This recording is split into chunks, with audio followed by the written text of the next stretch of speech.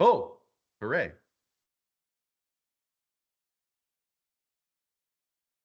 Oh, yeah.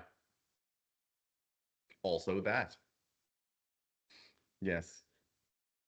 Hello! La la la. Seinfeld style.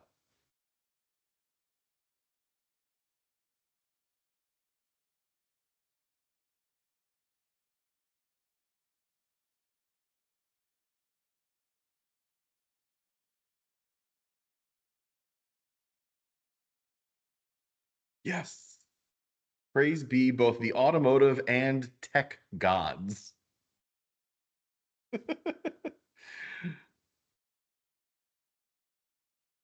You're fine. You're fine. So welcome, welcome, welcome. If you're watching on Facebook, great. Love you. If you're watching on YouTube, great. Love you. You guys are the best. Steve, thank you for joining. As always, you guys are great.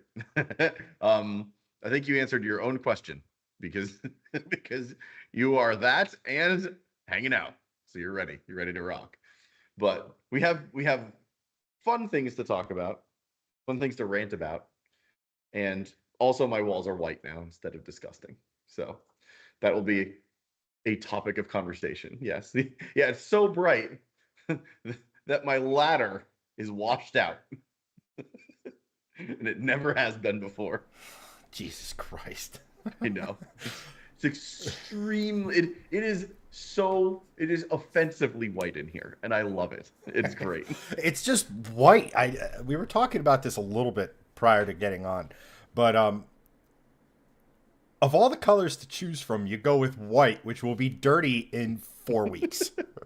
Yeah, but you know what? That's fine because it'll be just slightly off-white forever, and that's fine. In certain spots. I told Greg that one side of the garage should have been green screen green, just for content, and then Yeah. get like a local like actual artist or graffiti artist to do the other side. Yes, actually that would be really dope, to be honest. That's what I thought someone was gonna say, my eyes, and it was just the SpongeBob sound clip. My eyes, and it's just the smoking coming out from it. Uh, That's great. But yeah, we'll once more people sort of hop on, I'll give you a quick tour of the garage. The garage is basically finished from a restoration standpoint. Now I just got to get some cabinets and some shelves and some bike hooks, and we're done basically. So it's pretty easy. It's pretty good. There's not much left to do. And yeah, so I'm excited. I'm happy, and it's a big old tax write-off. So big fan. sweet Greg. What's up, Sean? Um, how are So you doing? I'm doing all right. Greg's high from that. That's why we didn't stream yesterday, guys. Greg was refusing to get Huff Paint live for you guys. Yeah, I'll be 100% honest. They're not all out, so I might get pretty loopy into hour two. Um, but it'll make for some good live content. So I'm willing to take that risk. No, I am doing well. We sold the shell of the old car yesterday, the old Mustang yesterday. Woohoo! Um, How does it feel to be many dozens of dollars richer? on the one hand, it's good to have cash in hand. On the other hand, given the volume of people who messaged me about it, I think I left a little bit of meat on the Hmm. bone. Yeah, But talk about that because the screenshots you showed me, which you should absolutely pull up on screen, were categorically absurd because of all the things to post on Facebook Marketplace that would get you lots and lots of views. A shell of a Mustang is not one of those things that I thought would bring in the views. But uh, tell the fine people how many views you got on that listing. as soon as it loads, I'll be happy to tell everyone. Oh, I thought you were going to just tell it. I didn't know if you can load it or show it. because it's insane. I'm legitimately shocked as to how many views you got on it. And not only that, but like, so how many people? 20,000. Okay, this is an actual reaction because the last time you showed me that, it was at 6,200. Yes. So you more than tripled that. What in the actual fuck? All right. I have so many questions now. Hang on. All right.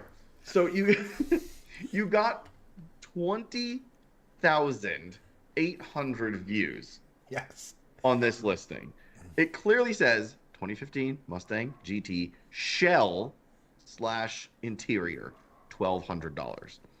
So, first question: did you get any people asking you if you were selling the whole car for that much money? So That reaction tells me yes. You literally don't have to say any more than that. But I want to hear. no, it's actually a good story. I ended up having to like block the guy, so and like not for nothing, I don't want to like bring up the DMs or anything, but I couldn't even if I wanted to. One guy messaged me. The typical things was it still available? Do you have a title for it? This, that, and the other thing, right? Yeah, of course. So this guy asked about the title. I tell him like, look, I have an actual title, but I never bothered going to the DMV and getting a salvage title for it, right? Like, it doesn't matter because the guy who actually bought it just wanted to see a title as proof of ownership. That was it. Okay. And he's actually going to turn it into a race car, so I thought that was pretty cool. Nice. But I did have one guy go, how much for the complete car? And I responded to him, I go, well, this is just the shell. He's like, yeah, but can you put it back together? How much for the whole thing? And I was like, I can't put it back together, nor would I want to. And he's like, Jesus. No, man, I'll give you, he threw out like 12 grand or something to put it back. I was like, no. I go, okay, here's the thing. I could put it back together. I could put the engine and stuff back in it. You're still going to have to rewire the motherfucker and brace the front end. But, like, that's insane. I'm not putting it back together for you. And he's like, oh, well, you should probably change your listing then. I go, it says shell in the listing. Shell. Yeah. What do you think shell means? It's like, it's very obviously not even on the subframes. Which... once we transfer all the stuff off of those onto the new car, the buyer of the shell is interested in that stuff. So I'm hoping maybe I can. Nice. I'm hoping maybe to turn the rear subframe and into a little bit of into basically the intake manifold, throttle body, and intake I want for this because the guy actually has those. Maybe not the intake I want. I have to take a look at it, But yeah, there's a lot of stuff. There was like, and so like right off the bat, I had a guy talk to me. I go, he's like, do you have any way to load it up onto a trailer? I go, I'm almost 99% sure, but I want to be absolutely certain. I want to be absolutely certain. So just give me a day to message the shop and go from there. And these people are like, is it still available? I go, yes. It's not set in stone, but I am talking to someone, and I'm going in chronological order of whoever messaged me first. Right? Yeah, because that's fair. And he goes, no, I just want the speakers, or I just want the head unit, or the head unit's another great story. But, like, I just want the fender, I want the bumper. Like, I was like, I have a guy interested in the whole thing. We haven't come to a deal, but he said, like, we're getting there. No. And so finally, it's marketplace. I'm not surprised. So finally, I just started replying with like, I'm talking to people. If the deal falls through, I'll try to reach back out to you. And then I'd send them a screenshot of how many people have like DM'd me, and I go, I'll try to get back to you, but given the volume of people, I can't guarantee I'll get back to everyone. So just check back with me in a week. And then there was this one guy who was DMing me.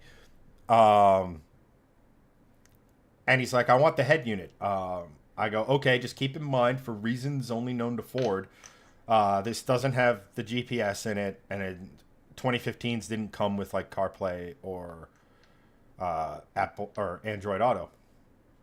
And he goes, "Oh, sweet, that's what I want. I want CarPlay." I go, "This doesn't have CarPlay." And I'm like trying to be like honest with this guy. I tell him like, "It doesn't have CarPlay. This is not what you're looking for." Like, never mind that like 10 sentences ago, I told him I'm probably selling it to somebody else. It's like, but I need the screen for CarPlay. And I go, "Do you have a CarPlay controller? Are you modified?" He's like, "No, this screen has it." I go, "No, it doesn't." And I'm like, not getting an argument or like this, but I'm like trying to make sure that this guy understands that even if this deal falls through, that I'm not, this isn't what he wants and he should move on. And I go, and I told him, I go, 2015's had Sync 2. 2016's had Sync 2 with the option for Sync 3, which is what he wanted. And 2017 and on, it just came with Sync 3. And he's like, yeah, but all those things are like ridiculous. They're like $1,000, blah, blah, blah. Like, I figured I could get this cheap. And I go, yes, you can get it cheap, but you're not going to end up with what you want. It has Bluetooth. That's fine. But it's like, oh, it's like banging my head against the wall. And I get it. It's Marketplace. And like people on Marketplace are like one-track minds. And like, Accurate. I had one person ask, what does it mean when I told them I'm talking to somebody else? And I don't have a deal, but Means I'm literally talking to another person. yes. What do you not understand about this? So, it's What a bunch of idiots. Like, I don't understand why people are so dumb. I don't. Huh. Oh, yeah, and by by stark contrast, 99 clicks. Yeah, but this is actually like legit, real deal, very narrow. Like, I would wager people looking for this trans is about the same as people, is a much smaller group of people than people even looking for a shell of a car. Oh yeah, no, I know, but like, good lord, man. Yeah, this is the one. Insanity. This is the one I want sold because this basically gets me everything but the cams installed. Yeah. Well, I mean, I hope it sells for you. I'm glad you got the shell done. Yeah. I'm glad Jeff got a couple of parts sold as well. It's quite nice. Yeah, So he wasn't just a random occurrence, so that's good. yeah, and then last little touch on this, and then we'll get into Greg's topic du jour. Actually, but I don't even have those pick. Oh, whatever. How were we talking about? Jeff Oh. and his parts. Yes, totally unrelated to that. So I was just looking around, and I think I was actually talking to Sean about it, and I was going to use the example of like, this particular, like, I was looking to get the heads ported and polished, just so we have max top end of the motor, although top end power with Coyotes is always the thing anyway. But and I was like, yeah, it's a bit, I think it was like $2,400 or $2,500. I was like, yeah, it's a little bit rich. Like, it'd be nice if I could find someone to do it for 17, 18, somewhere in that neighborhood, blah blah blah. And I click on the site to show them the link, and it's like, oh, it's $1,700. Fuck. Well, I guess. Well, shit. I guess so. If I can do that, they will rebuild the entirety of the head. So they'll polish it. They'll install the springs. They'll install the retainers. They'll install the cams. All of that sort of stuff. So like, oh, it's so fucking tempting. And then I'll basically have a technically opened but stock bottom end as maxed out as much as you possibly can Gen 3 Coyote, which means theoretically somewhere in the neighborhood, based on the power figures we did on the dyno, somewhere in the neighborhood of 630 at the crank NA, and a red line. That's ridiculous. And like a ridiculously high red line. What is the Gen 3 Coyote baseline at? 460 or 480? Ooh. Oh, that did not go well. It's like that's definitely like the SNL skit of Chris Farley back in the day. He's like, huh, huh, huh. Ah, he's just having his 93rd heart attack. Yeah, it's fine. Don't worry about it. No, not heart attack. Just No, I know. It's it goes down with that air bubble and it like oh. hurts physically. I've done that so many times, S- specifically with root beer, so I know exactly how you feel. Um. Well, we talked about it a lot, Sean. I'm 99.9% sure it was you. If not, I was talking to you and having a conversation with someone else who I have since forgotten, adjacent to your conversation. Yeah. So, just to give you a base idea, the Gen 1 and Gen 2 Coyotes baseline are around 400, or Ford says 435 horsepower.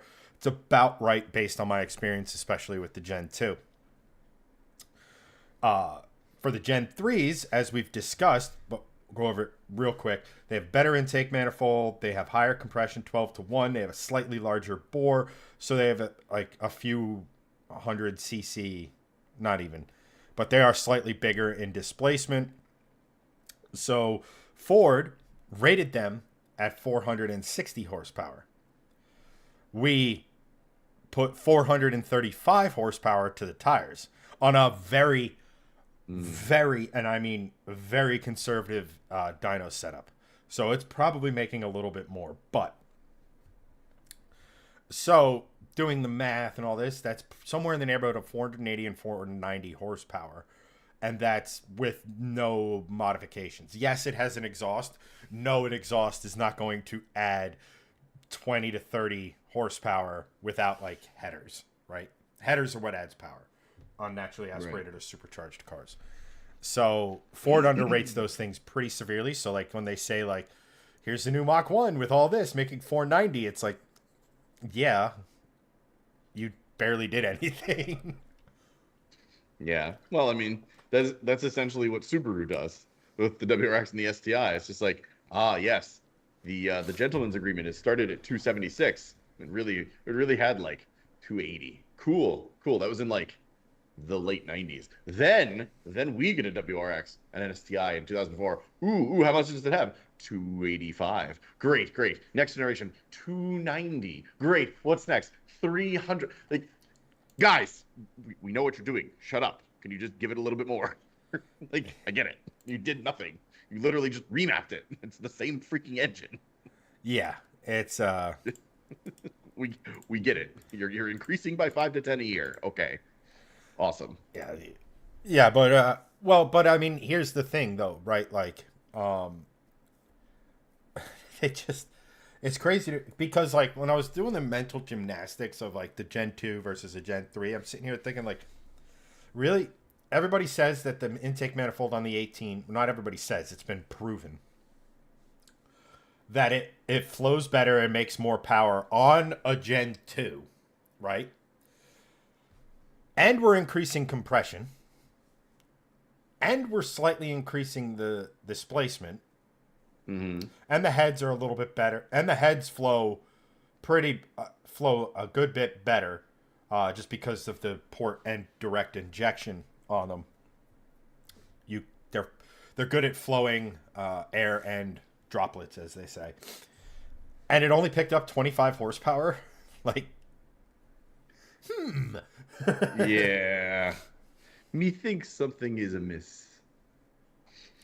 So, Yeah. but yeah, so that's pretty good. So like, I'm my goal for this whole thing was to get to around 600 at the crank, which would be roughly 440, 450, somewhere in that neighborhood. Um, at the wheel.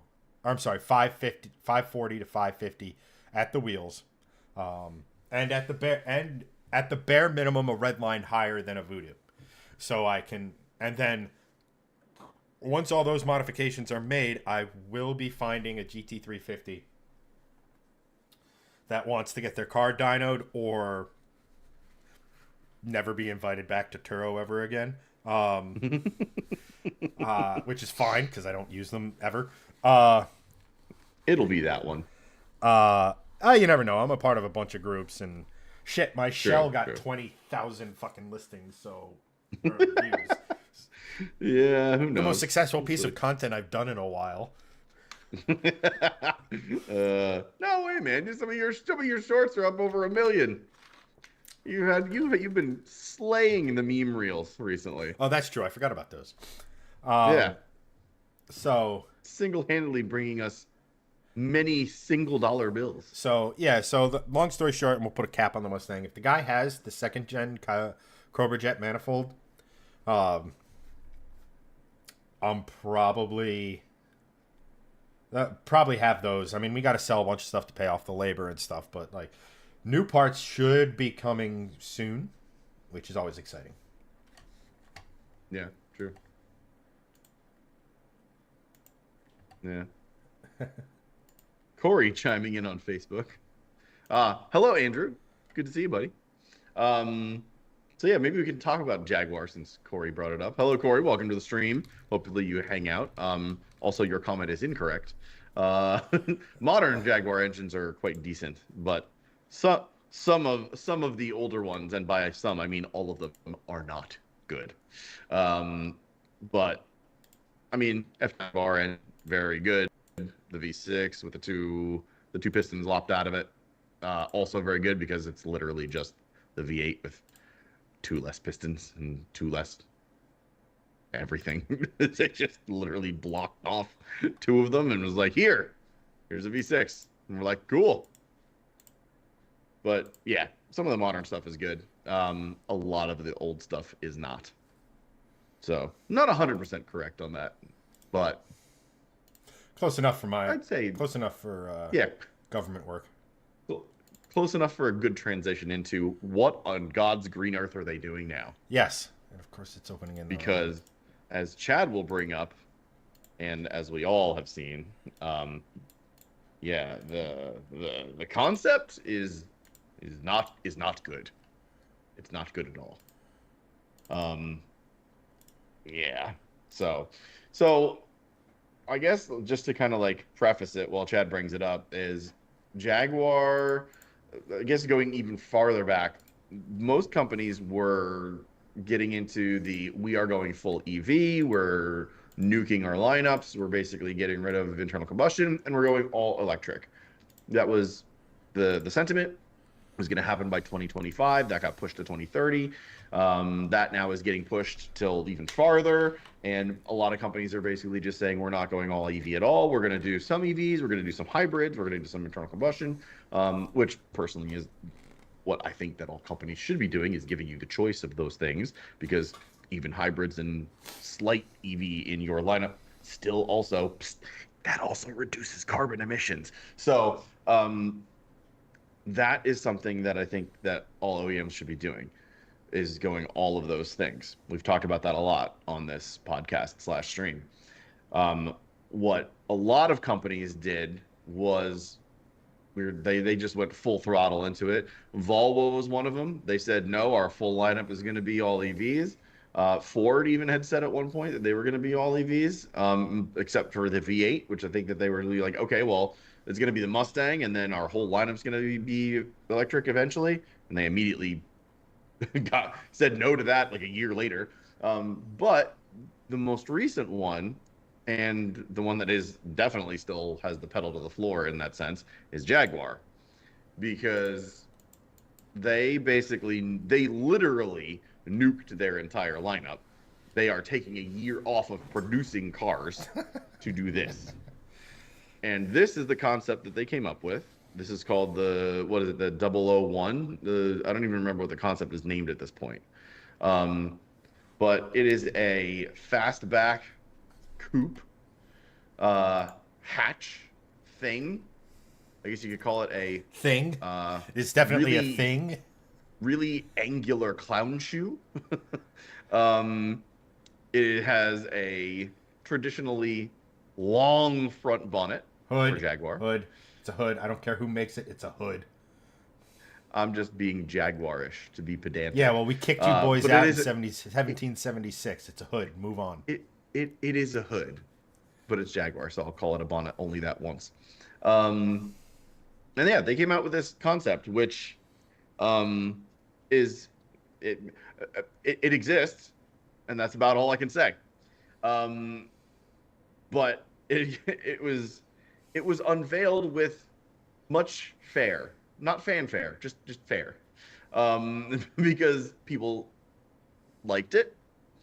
Most people didn't, and I think you and I are included in that because one, look at it, it is not good in any way, shape, or form.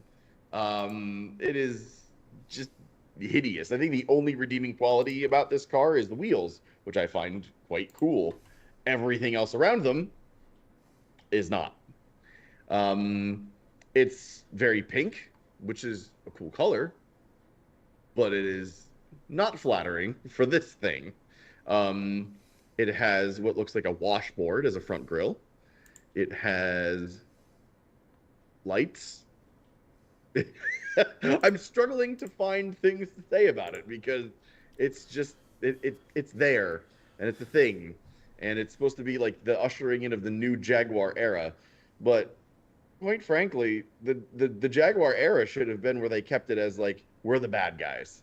Like that was such an ingenious marketing campaign where they had like all like the villains like Tom Hiddleston was in the commercial as when he was like playing like when he started playing Loki. Who else was in that campaign? I Oh, think Idris Elba was in that campaign. Like they had a lot of really good British villain actors, and I'm like, oh, this is so good. The villain always drives the Jag. You know, the Jag is the cool one. It's the bad guy car. Blah blah blah blah. What a great marketing campaign, and it made everything that they were producing in like the 2010s super cool. And now we got this, and I'm like, fire your marketing department, fire your design department, fire all the departments, and just at this point, just don't even be a company. yeah. So it This was, is this is the farthest thing from Jaguar as I think I've ever seen them make. so a couple of things. Number one, it was Tom Hiddleston, Ben Kingsley, and Mark Strong. Um, Thank you. Ben Kingsley was the other one I was trying to remember. um, I'm like, yeah, like here's the problem that like here's the problem that kind of Jaguar fell into, and that was they weren't really making any new stuff. They were more expensive than quote unquote more regular brands, but the regular brands were doing stuff better than them because like a Kia slash Hyundai could they were updating every couple years, so their stuff continued to feel fresh, even though if it didn't feel as upscale, so to speak. Hmm. And so Jaguar stuff just kept feeling more and more and more stale. Excuse me. There's that air bubble. Um, Mug root beer makes a return. yes, it does. I have to get a water in a minute here. Um, so like they made some cool stuff. They had some cool sedans.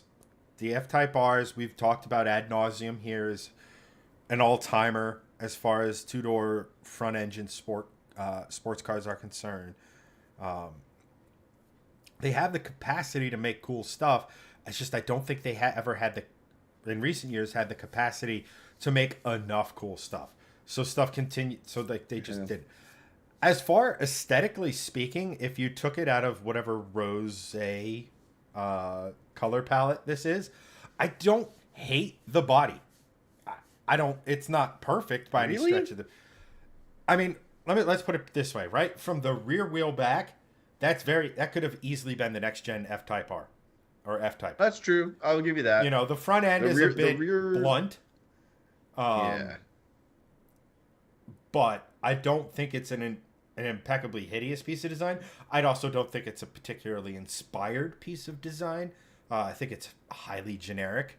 Uh, you know, you kind of see these shapes on every sort of long hood sports car now. And really, a lot of the differentiating features are like the taillights and the wheels, Hmm. and the headlights for that matter. Uh, you know, to your point about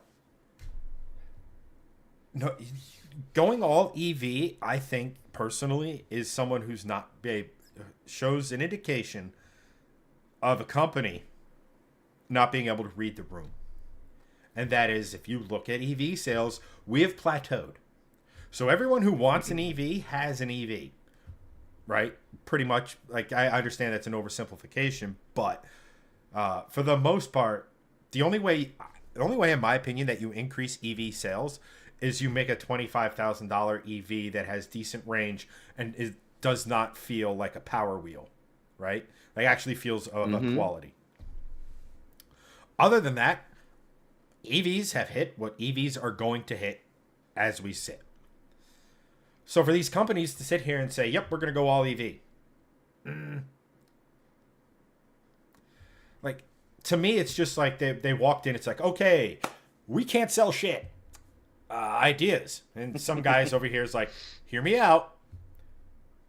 We go retro. Like, they go back to that swoopy Jaguar design. Or we could do this, we could do that. And then, like, the nerd in the back is just like, we race in Formula E, all electric. People like that. Do it. But make it happen. And it's just, I think it's a further indication of what's wrong as Jaguar as a company, not just today, but the last 5-10 years. You know, yeah, I'd agree with their that. decision making hasn't been great. They've swung and missed at trends. They've been late to the party with almost everything. The only thing that was really successful in a lot of ways was the F-Type, because it harkened back to Jaguar's history, and they just nailed the design of it.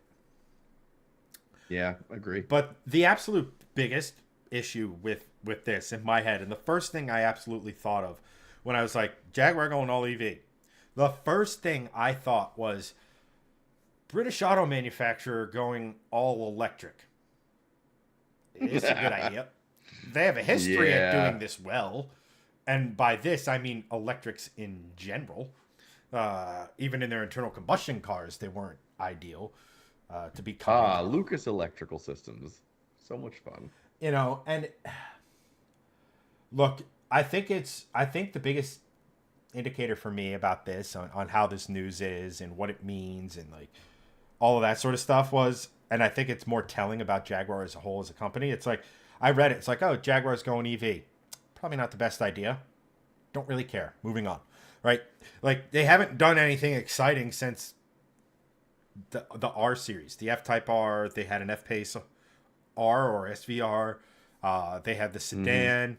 You know, they had 3 cool cars that if they continued to update, they continued to, you know, refresh, make the interior feel like it should be, or make the interior feel like a special place to be. Good Englishing, Chad.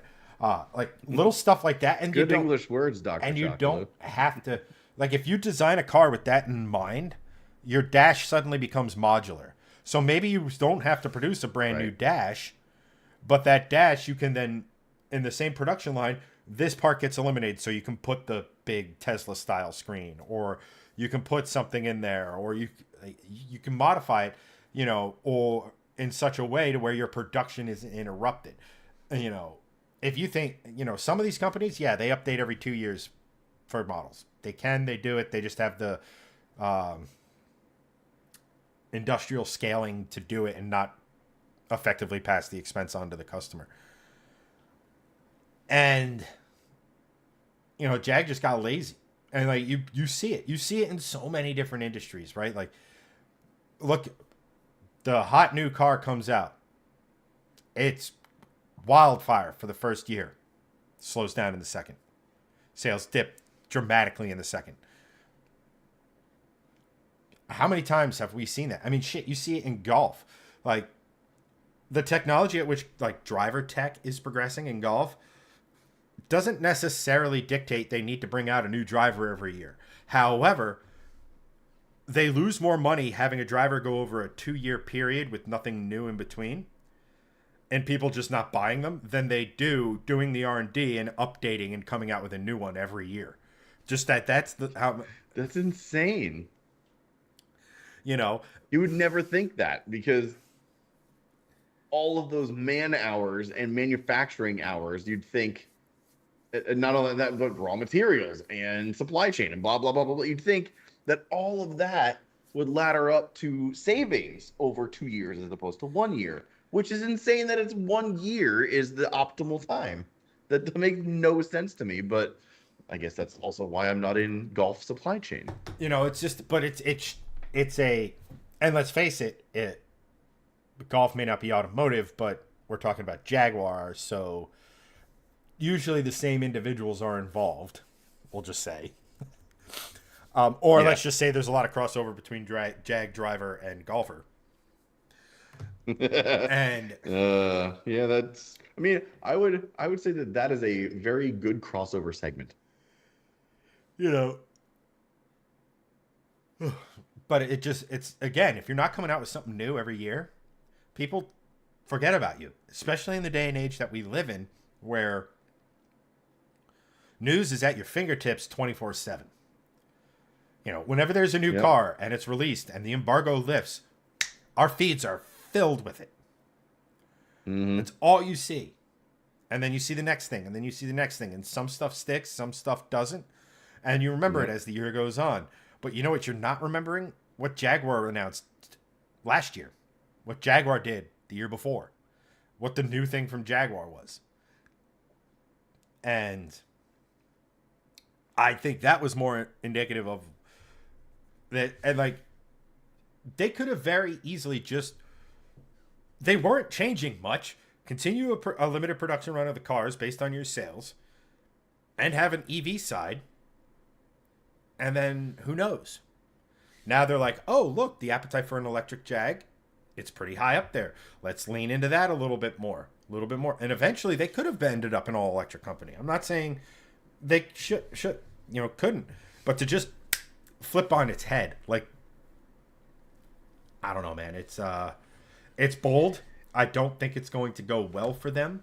I think if they were going to do this, I don't know. I didn't read much of the news. They may have.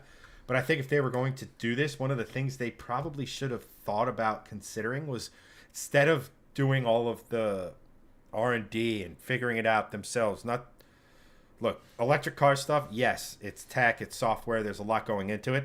Is it as intensive as developing new internal combustion? No, just because the things are simpler, right? You can go to a company and says, all right, I'll have 3 of these motors, please. Right? As opposed to. So and I think, I'll say one more thing and then gonna use the restroom and grab a drink real quick. But I'll leave you with this. I thought it would be for Jaguar, which is a small company and has been kicked around a lot, right? Between Ford, the Malaysian company, all that other sort of stuff.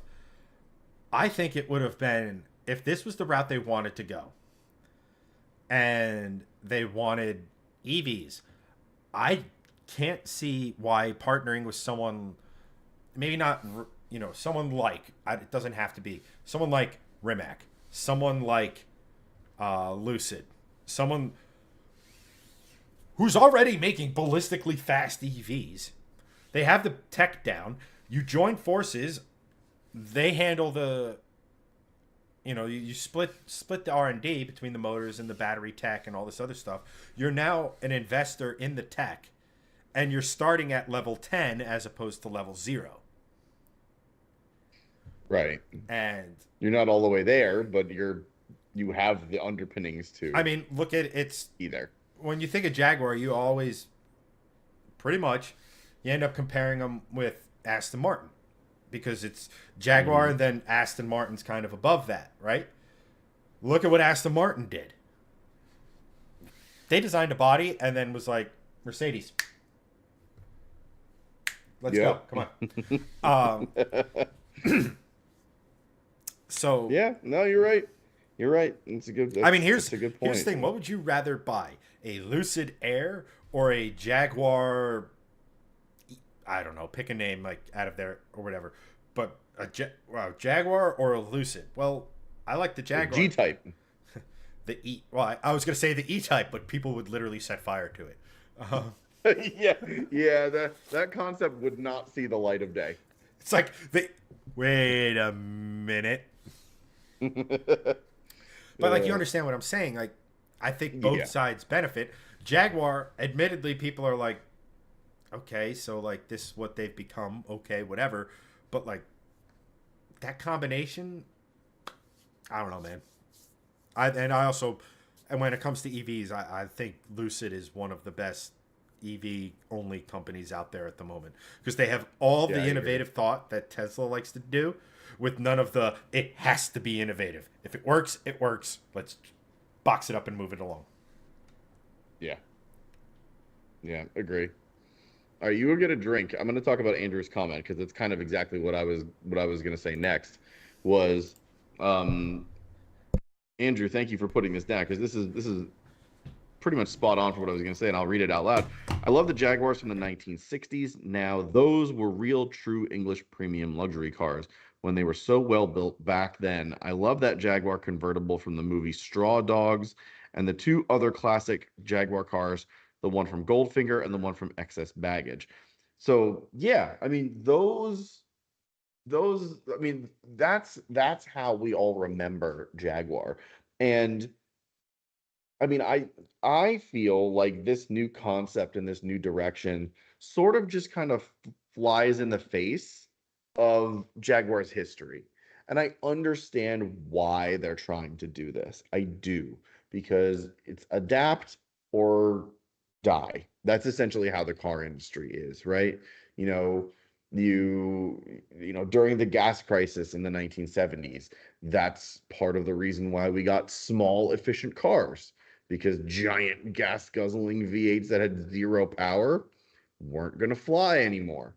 Those are I mean those are still in cars today, but they're also efficient V8s that get good gas mileage and don't get 5 miles to the gallon, blah blah blah. So, there are certain parts of history that are sort of watershed moments. And like right now is a watershed moment for the car industry of like going EV versus staying internal combustion versus being hybrid. And Jaguar sort of is in now in the camp of we're sticking the course, we're going all EV, and this concept and the whole path moving forward to me basically just says screw our history. We are going to go in a new direction. And if that totally nukes our company, then it nukes our company. And that sucks because I'm a big fan of Jaguar's design. I'm a big fan of Jaguar from, I don't know, the 1990s forward. Um, will I shed many tears if they eventually do end up going away with the dinosaur and becoming extinct? Not really, because we got great cars out of them, and that's cool.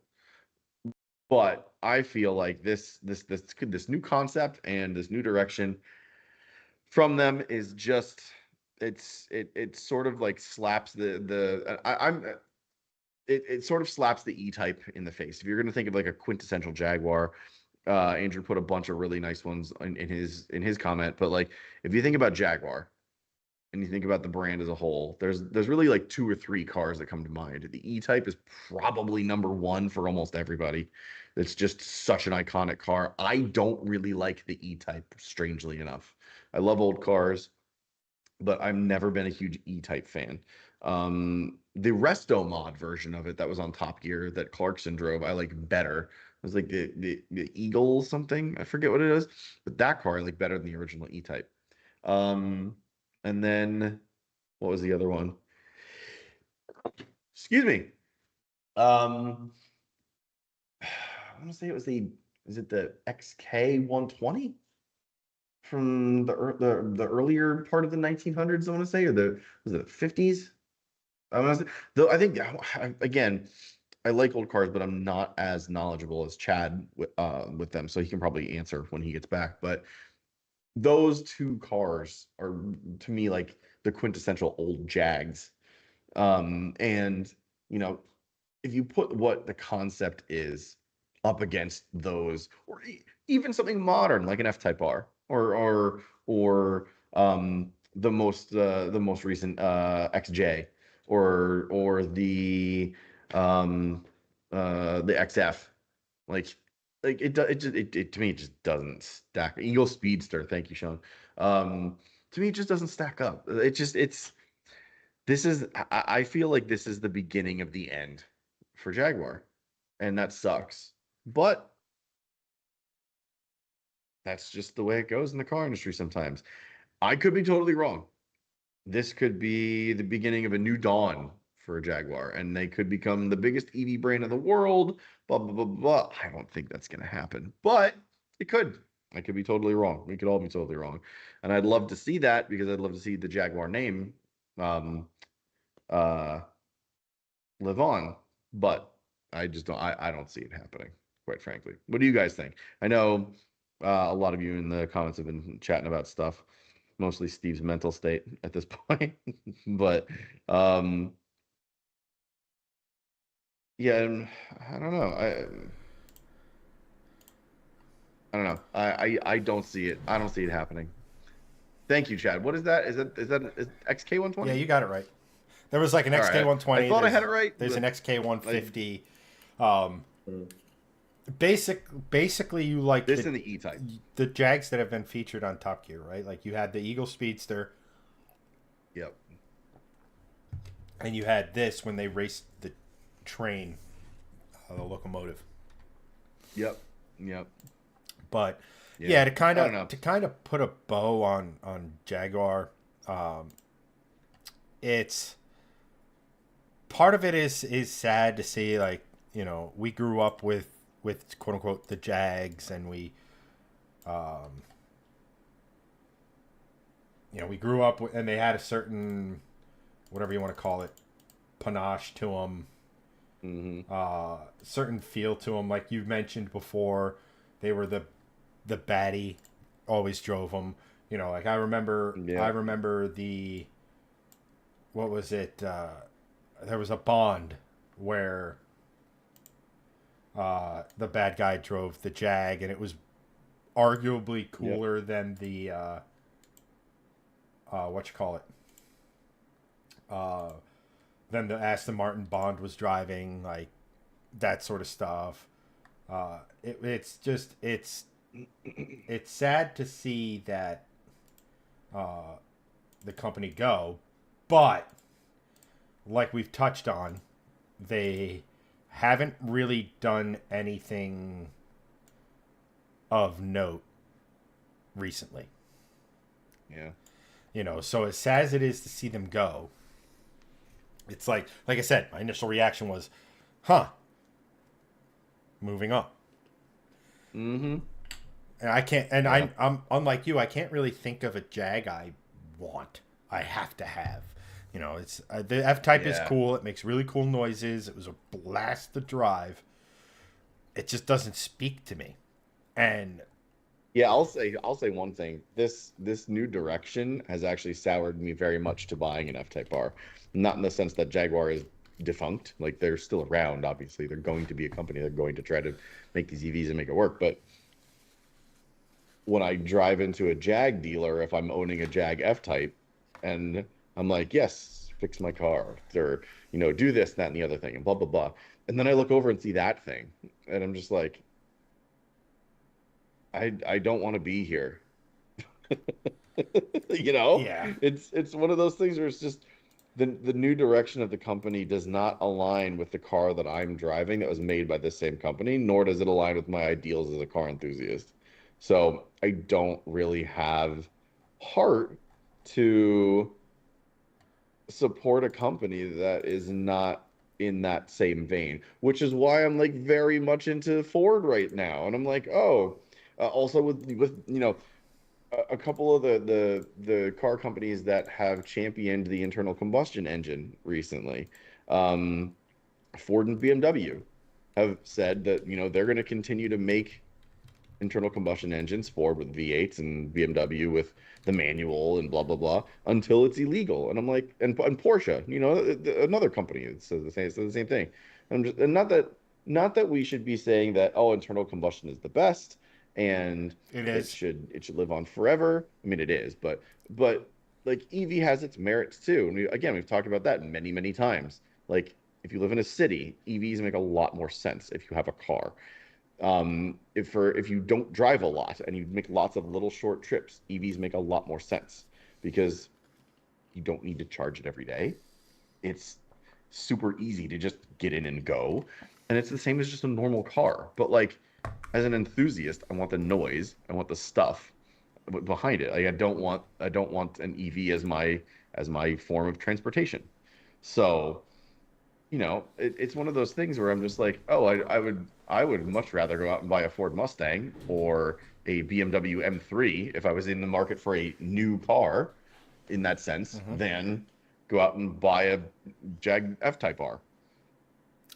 So, Yeah, you know, it's definitely one of those things. Like uh, a lot of our a lot of our viewership is a big fan of you know Swedish cars, Volvo specifically, but Swedish in general. There's a lot of those things. Like when like Saab, cool cars. Would I want to get one? No. Like you just who's gonna work on them? And yeah, you could take your car to a yes, Jag dealership, and it's like, oh well, yeah, absolutely. Ephraim back here can work on it, but he's a little old. He only works 3 days a week, and there's 17 cars in front of you.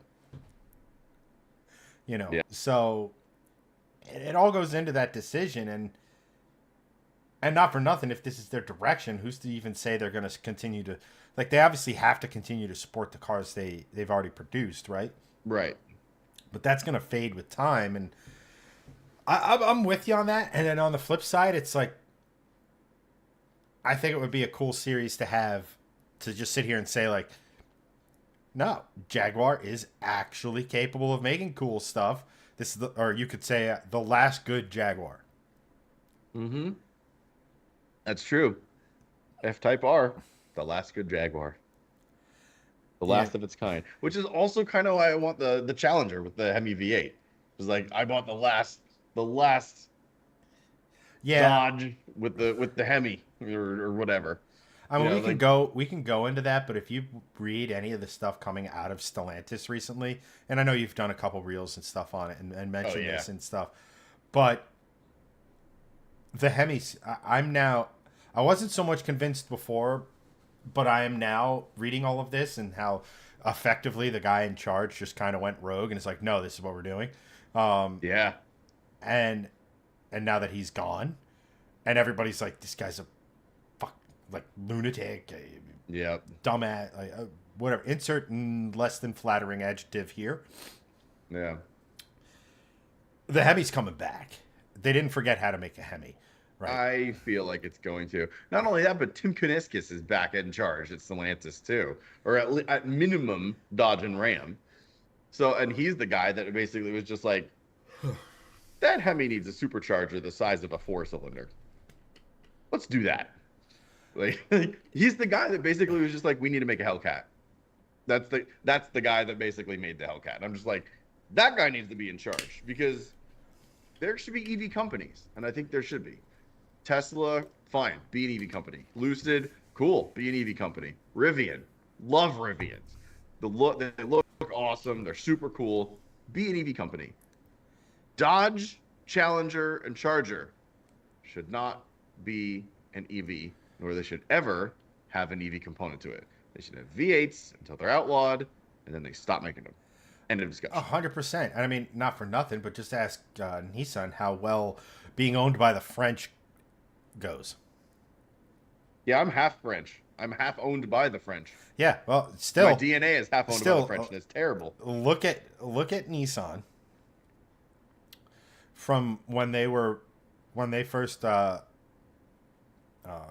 were bought out or joined forces with Renault, and look Yep. at them now, and look at all the grumblings about Dodge and Chrysler with Stellantis. Hmm. Here's the thing: the V8, I think, the path for it to come back is very clear. Yeah, I Obviously, agree. it's going to take time because obviously the tooling to make all that stuff may not exist or is in limited numbers because obviously they either recycled it or what have you. But I think the number one driving force behind the return of the V8 will not be us screaming about Challengers and Chargers. No. It'll be 110% Ram owners saying, "Get this straight six nonsense out of my truck." Yep. And that's the other thing. Well, look, Hurricane, cool name for an engine. That's awesome. The fact that it wasn't, they didn't call it the Slant 6,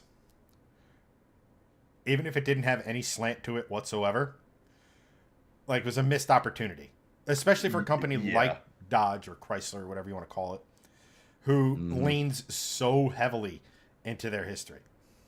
Yeah, that's true. You know, and like, and here's the other thing, right? Like, I think for me, the Charger, Challenger, whatever the hell they're calling it, the thing where I think it was a double whammy, it was EV or 6-cylinder, and then the styling of the new Challenger Charger is horrible. I hate it. It looks terrible. Yeah. You know, it's like, I don't hate it, but compared to the last Charger and Challenger individually, I think that it does not look good at all. It doesn't look bad as a car, but I don't think it looks good as a car either. Quite honestly. Well, the thing is I can literally tell you what went on in the design briefing with it because of the way it looks. They were like, "Hey, everyone loved our reimagination of the Challenger. Yeah. We absolutely nailed it." So they tried with this one 100% because you can see the elements there. Tried to make it look like the 60s Charger. And it just, as Alpine found out, as a whole mess of people found out, retro designs on modern hardpoints and safety regulations and all that stuff doesn't really work. You have to scale it up. You can't scale it down. It's not going to work. Yeah. It doesn't look right. But I guess that's the light at the end of the Jaguar tunnel, is that at some point we'll probably get a Hemi again. Yeah, it's a good way to wrap up that conversation.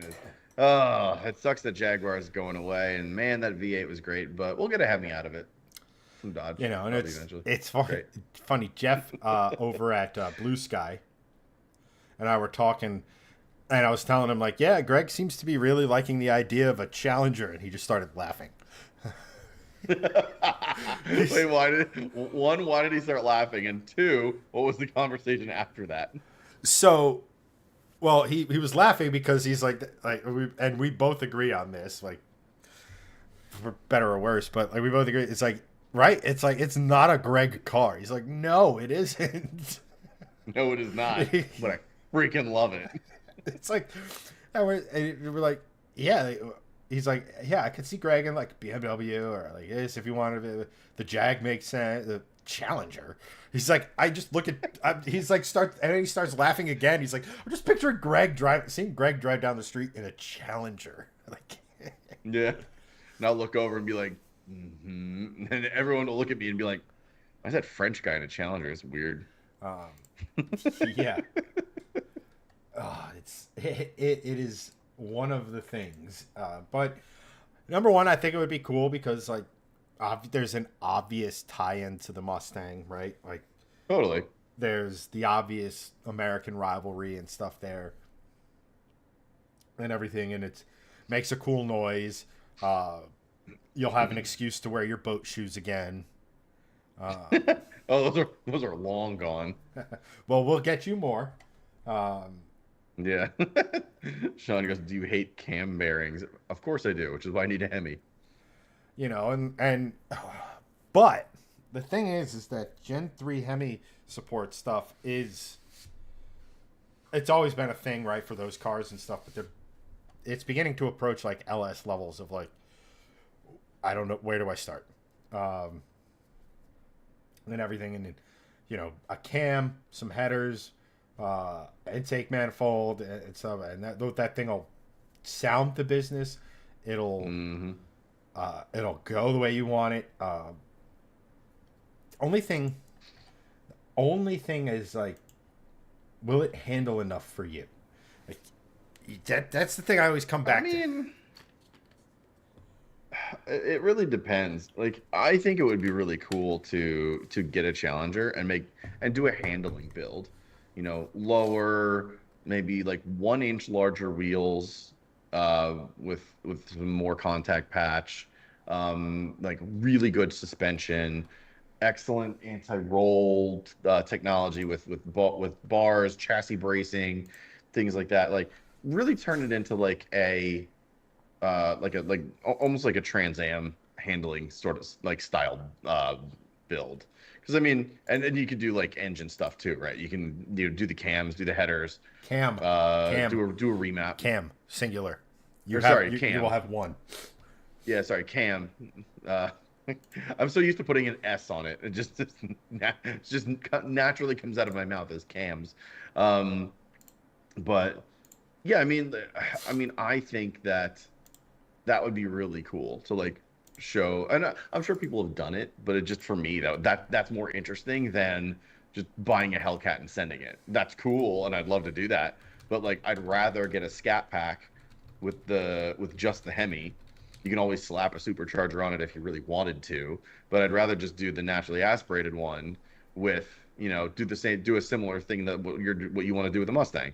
Do like a naturally aspirated build, get like 40 to 80 more horsepower out of it with some bolt-ons and a remap, and do handling stuff. Like, to me, that's more interesting than just buying a Hellcat, quite frankly. Sean and I are thinking along the same lines of it. Sean goes, it's Yeah. still a 5,000 pound battering ram. It is. It Um, is. Yes, Anthony, I was about to summon you as well. Anthony Um, summoned. but that, to that point, is that like the laws of physics still exist. Now, I will say, I drove a Challenger TA with the 5.7. That that's, that because I'm only comparing it to my car now, but is why I'm laughing. But its red line was 5,900. Like, Yeah, so I've been looking at exhaust clips on Hemis, and most of them show the tack and the speedo when they're doing the revs, because everyone does that. And I'm like, is that red line at 5,500? What in the hell is happening? what And I'm like, in the that's Cummins is going on here? legitimately- It is legitimately going to be 3,000 less than your car when it is done. Like, good God, that's insane. Yeah, like it's. I mean, every car I've ever owned has a higher red line than that, including all of my turbo cars, including the WRX, Yeah, which was 6,500, and that's a flat four. Like, yeah, but there's a It's- charm it's there, low. but there is a charm to that, Easily. right? there is, yeah, there there is is. that. There is a charm to it, and like, frankly, it doesn't feel like there's not enough. And what I mean by that is that it doesn't feel like, yes, I'm having fun. This is great. Yes, this is great. I'm having like, like it makes power. Yeah. That power band is still like a usable 3,000 RPM, 2,500 yeah. RPM, just like it is. In my car. It's just it's way higher. Yeah. And it's a lot. But I will say that TA surprised me with how well it dealt with the, we'll just call it hand-to-hand combat with Newtonian physics. Yeah, they something that I've driven a bunch of them, honestly. Like, I've driven a Hellcat, driven a Scat Pack, and this is not that far ago because they've been the same since like 2014, 2013. Um, it handles better than you think if you've never driven one. It's definitely a boat for sure, but you also have to realize what you're comparing it to. Comparing a Challenger to a Mustang isn't fair anymore because a Mustang is like a true sports car now. It really is. It's not it's not a muscle car, it's not a pony car. Like it's a true sports car now, and it has been for ever since the S550 came out. Um it is and honestly, quite honestly, like the Camaro is in the same boat. Like the Camaro before it got axed is in the same echelon as the Mustang in the sense of like it has gone towards sports car. It's if you're doing the trend line of muscle car, sports car, the Camaro is not in the middle. It's more towards sports car than muscle car, right? The Mustang is definitely at sports car level, period. The Challenger, however, is still way on the other end of the spectrum at the muscle car realm. It's definitely not even in the middle. It's still more towards muscle car than sports car for sure. But it is surprising how well they do handle for what they are because you have 300 plus wide section tires in the rear and almost up front too. It has decent handling and suspension. You don't have a platform for 15 years and not make it handle decently. 15. That's yeah. No, but like when they came out, no, I know. Like, and then you talk about like the 911 that's been around since the beginning of time. But Well, no, you what I know, mean is that chassis has been around since literally before yeah. Y2K. No, I know. It's basically just an old E class. I know. So, but it's one of those things where you just they continue to build on it, and if you get into one and you drive it in a straight line, you're like, yeah, muscle car, and you put it into a turn, you're just like, oh, it's muscle car, but it's also not trying to lean over and tip over on itself, which is what everyone on the internet wants you to think that it's that if you drive a Challenger, you're basically driving a top-heavy SUV. That's the way everyone sort of talks about it, right? It's not like that at all. It definitely doesn't handle the same as a Mustang or a Camaro or a Corvette. Like they're not in the same ballpark. But if you put it up against something like a V60 Polestar, or if you put it against something like a hot wagon, or if you put it against something like a hot hatch, or if you put it against a sedan that handles decently, like it's gonna actually be pretty close. It's not bad. And you have to look at it from the sense of, okay, I understand what this car is, as opposed to just comparing it to everything else. Like there's a what's that quote? Comparison is the thief of joy. Like just enjoy it for what it is. It's a big V8 that has a ton of weight to it, and it's just fun. It's like just a hoot to drive. Like just enjoy it for that. You know? I mean, here's the thing about driving one of those is that it provides ample amount of entertainment when you drive it in different ways, right? So I would argue that the best way I could put it is my Mustang offers a ton of fun at the end of the straightaway. RPM singing, hammer the brakes. The brakes are incredible. Go through the corner, get out, watch the revs climb again, right? I would say, it's not just me, right? Like everyone says, the Challenger's enjoyment starts at corner exit because it doesn't really rev, but it has so much low end grunt. Right. That's a great point. And then just how it heaves you out of a corner.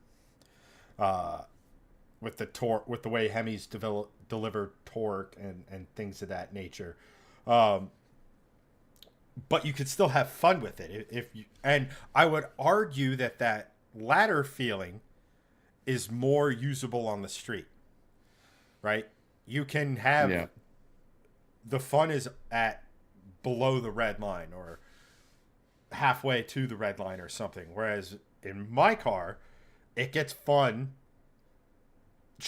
Was that a cop? Like Yeah. you're even naturally aspirated stock. It's like in the top of second gear, you're going 70. the speed limit. 70 is the speed limit in some places. Um, I'm trying to Just think. mostly on a highway in Montana, but it's the speed limit somewhere. Ooh, circular things. Springs, retainers, and guides and stuff for a Hemi, and Hmm. the whoever like the BTR. We've run these past 9,000 RPM in certain race applications. So I mean, you can definitely do a high RPM Hemi build if you wanted to. any motor you can do will have high rev. You just got to get the right cam. You got in push rod scenarios. You got to get the right lifters and Hmm. rockers, that sort of stuff, um, Right. and everything. And springs and retainers are a must. And the tune, right? Because that's what we're running into with my car. Is we're pushing it past 1,015. We're pushing it 1,000 to 1,500 RPM past what Ford did, but we know that these engines can handle it. So Right. if you could get a 7,000 or a 7,500 RPM Hemi, it'd be hilarious. And that would be like you Yeah, combine it that would. with like the handling mods and I don't know, removing a chunk of it for weight savings. Um, Yeah, just leave the driver's seat. Do what the demon did. Remove all seats. Just you're gonna need a only little, have the driver's but seat. like that's the route. And I mean, Friends? No. Driver? Yes. and honestly, if people understand the idea of this is why I got it, or this is why you got it, right? I got it for that muscle Yeah. car vibe, but I wanted to have some of the characteristics of the Mustang, of a more of a sports Right. car. Uh, I mean, I honestly, I think you'd enjoy the hell out of it. Again, it's Yeah. still even in that vein. I want to see you do it just to be at the end and be like, "Are we keeping it?" or or just just curious. or are you going for or if you're like, all right, I've scratched that itch. Please God, someone get me a turbocharged straight six. I need it. So for me, like, I don't know, this is something that I always think about, and it's something I think about quite often about cars, is how a car looks over the hood when you get in it. And it might be because I'm so short, honestly. Like it might be part of that is because I don't see the hood in most cars. The way I like to drive in my seating position, I'm very low. Like I don't see the hood in this car like ever. I literally just see windshield and then nothingness because I'm very short.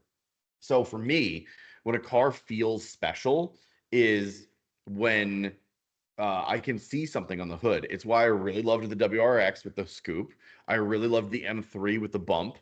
When I sat in a 911 at the auto show, I sat in a 911R, which at the auto show, and it was my first time sitting in a 911 that really was like, oh, this is something else. This is something really special. But I could see the light pods on each side go down, and it was the first 911 I had sat in that had like a really good seating position for me, in that sense. So like a 991 and later 911 would probably be like the one that I would look at. Maybe a 997, but I haven't sat in enough of those in the driver's seat to really make a educated opinion on it, nor have I driven a 997 either. So, but when I sat in the Challenger and I looked at the big hood and you get those nostrils up front or the intake up front and there's something there to see, to me like that speaks more to something that I like than almost anything else. And it's weird that I liked the F Type R so much because when I got in that and I drove it, there's nothing.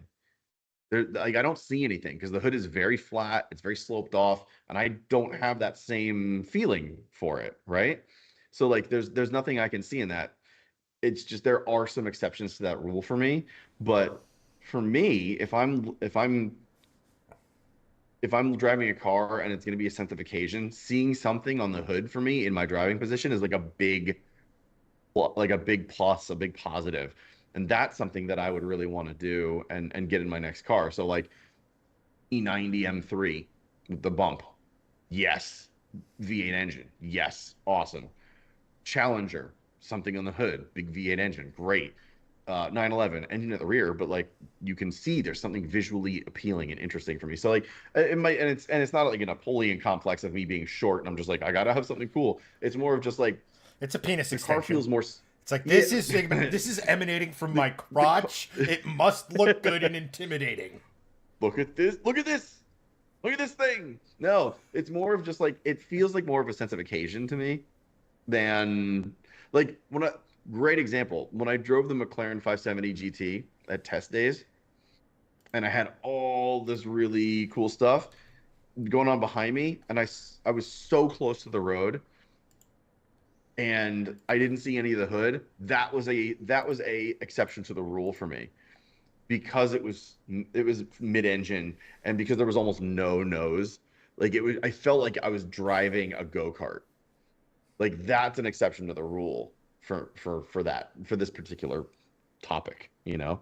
It's just I don't know, the Challenger has that thing there to like visually see. The Mustang too. It has those two pods on either side with the blinkers, right?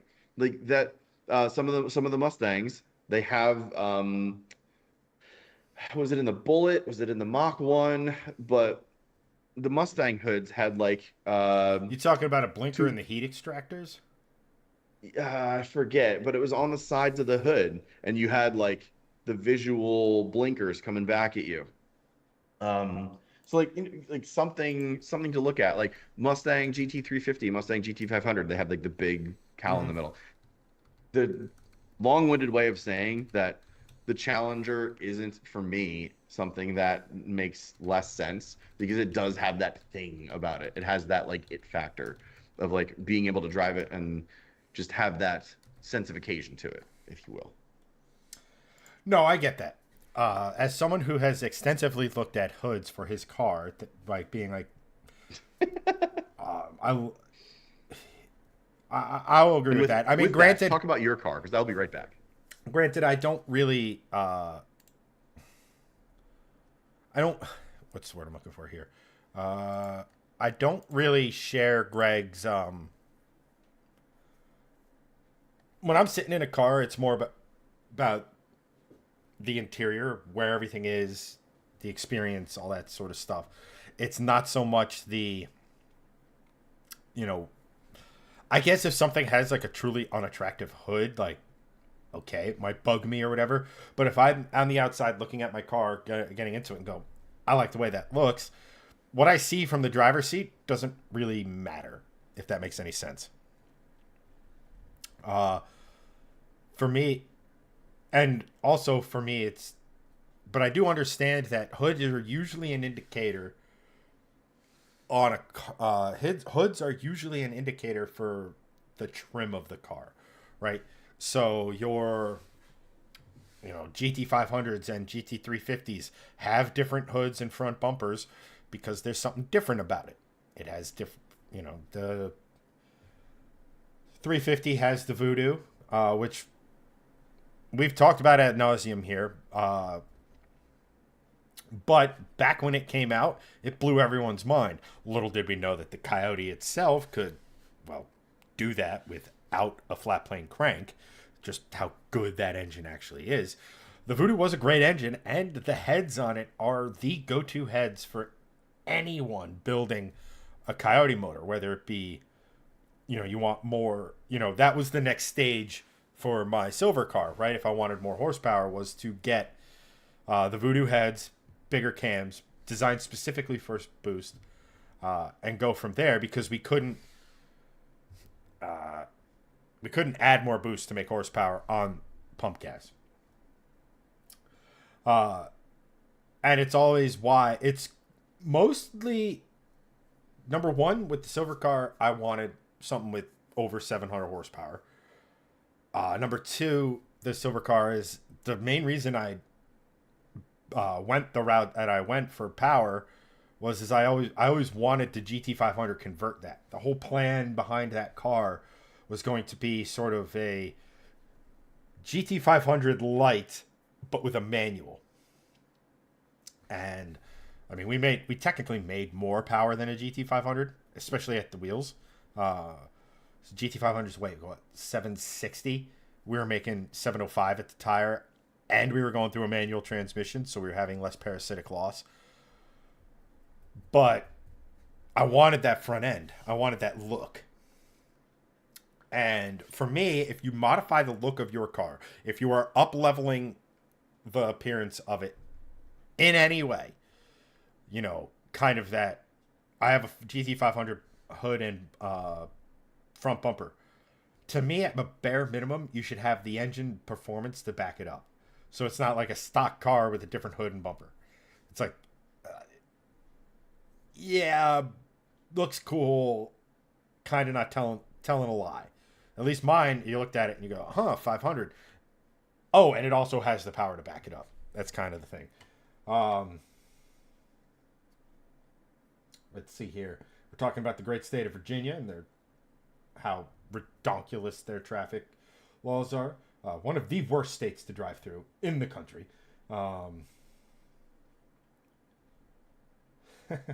And Sean goes in his car, basically at those speeds, you'd be questioning your odds at every moment.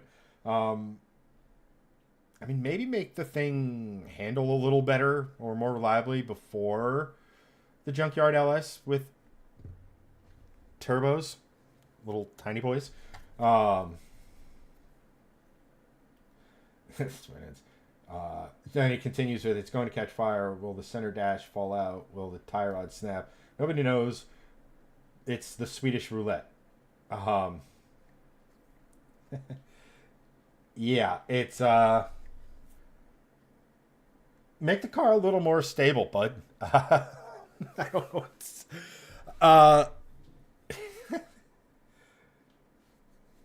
You know, it's I can say having a lot of power is cool. Having the ability to put said power to the ground and or the car survive the speeds it's capable of, while not as it could be significantly more exciting, but is as especially daily driving, right? Like we've talked so much about how much power is the right amount of power, what kind of horsepower you need for daily driving, but also have fun with it, and also have that sensation of power, right? Like a Miata, fun to drive. You don't get that sensation of power. You don't get that push in the back of your seat.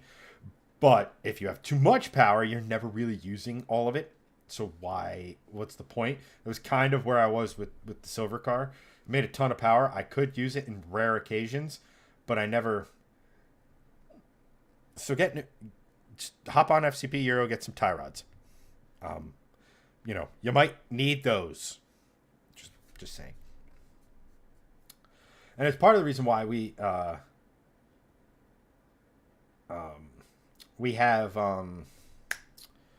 it's part of the reason why, like with the new car, I'm going this sort of max NA or max stock bottom end NA, because it's still going to make a ton of power. It's going to be fun. It's going to have that like all that sort of stuff, and I'm going to be able to use a hell of a lot more of it than I could with the supercharged car. Not to say that in any way, shape, or form I was thinking about doing what's it called? That's not to say that if it wasn't for the fire, if like the fire didn't happen, I was going to do something different with my car. That was still going to be, like I said, the GT500 Light with a manual. And I also, Project 412 kind of made the most sense with that, because one, April 12th, Dad's birthday, but 412 is between a 350 and a 500. But fate intervened. That car, I don't even have the shell anymore. So, Sean, put the damn tie rods on the car. 400 to 500 horsepower is great. Can personally attest to how great that is. The ability to, I don't know, have the car go where you want it, might might be a thing to consider. You know, given horsepower and, you know, the ability to avoid things, or, and again, to go where you want. He has them in the box. And he's going to up the tire width from 225 to 255 all around. 100%. Tires are arguably the most slept on mod out there. You know, you could have the best coilovers, you could do sway bars, you could have all these, you know, end links, toe links, all this other stuff. If you don't have the right tires, it doesn't matter. Because like I said, in the silver car,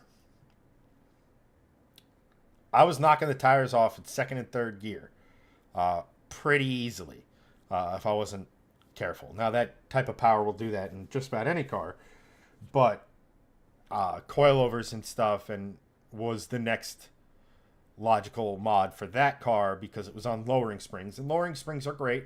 They handle well and stuff, but what they don't do is they don't have the same sort of rebound, compression and rebound that a good set of coilovers have and everything. It's just they're just constantly pushing down, and it's also why I had wheel hop and wheel hop after the stop to hop kit. But at any rate,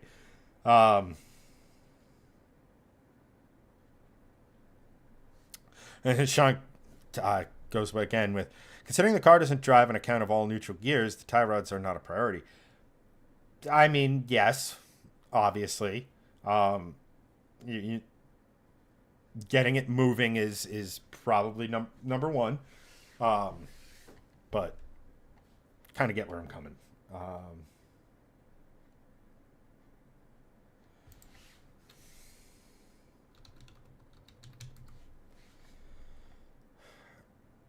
And then, what the hell was that, Anthony?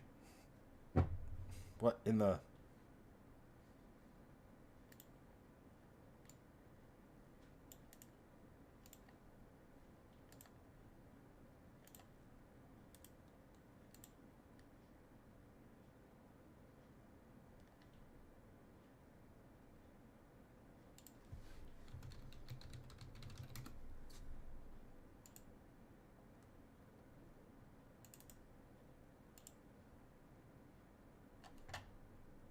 Oh.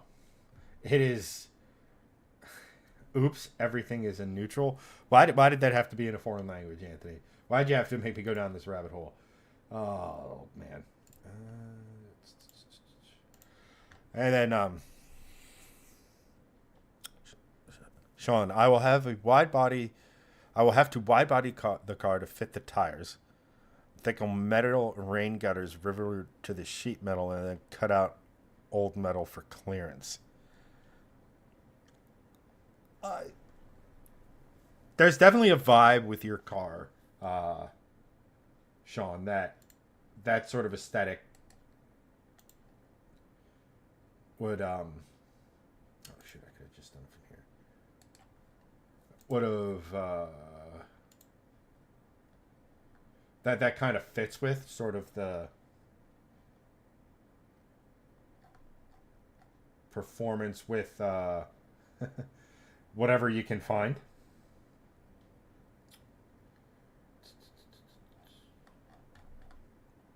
There we go.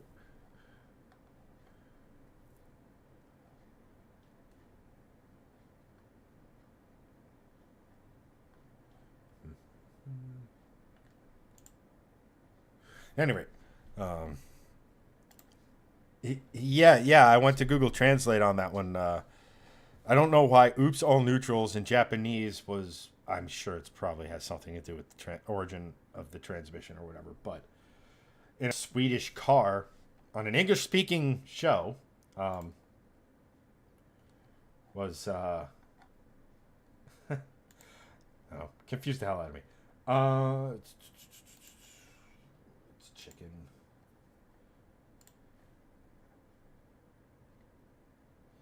He must have bought some sketchy stuff on Alibaba. I mean, But no, I mean, here's the thing with I'll say about it. Everyone has their car, everyone has their build, everyone has their aesthetic and their goals for it. So if like there's something you can do and kind of do well, and it has that same aesthetic, because you have the all license plate front splitter, if memory serves. Um, like doing it in that sort of out of the shed aesthetic kind of has a vibe and everything like that. So, um, and it's crazy for to go from 225 to 255s. You have to widen the car. That's insane to me. I mean, I understand I'm coming from the Mustang world where I went from the stock GTs come with 255s in the rear. The performance pack comes with 275s. I have 325s. So like, and I didn't have to do any sort of mods. Um, and in the front, for comparison, car came with 255s. I have 285s on it. So,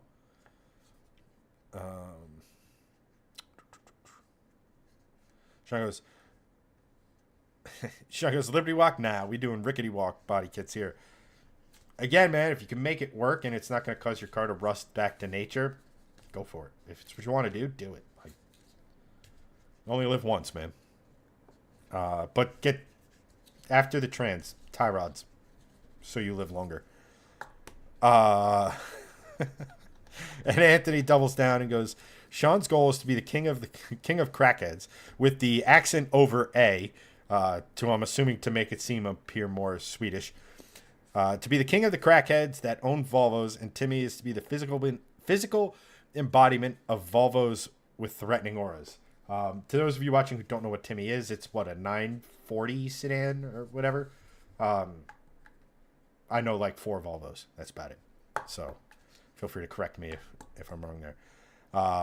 And Anthony again on the transmission. It's an Aisin Trans a la Toyota.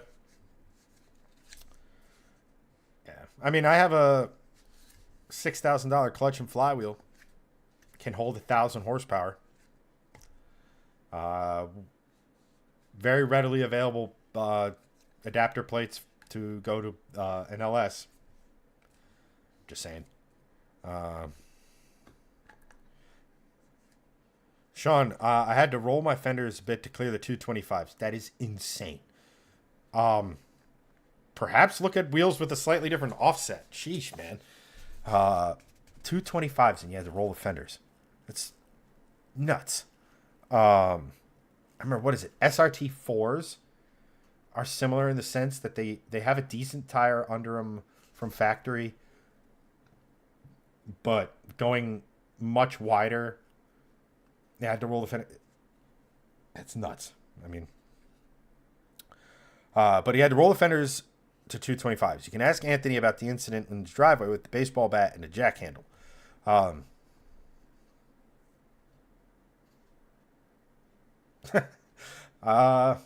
Sure. Whatever you need to do, man. Anthony goes, the XC40 came with a staggered setup. 235s in the front, 255s in the back. Not sure why they went staggered versus 255 on all 4. It's probably...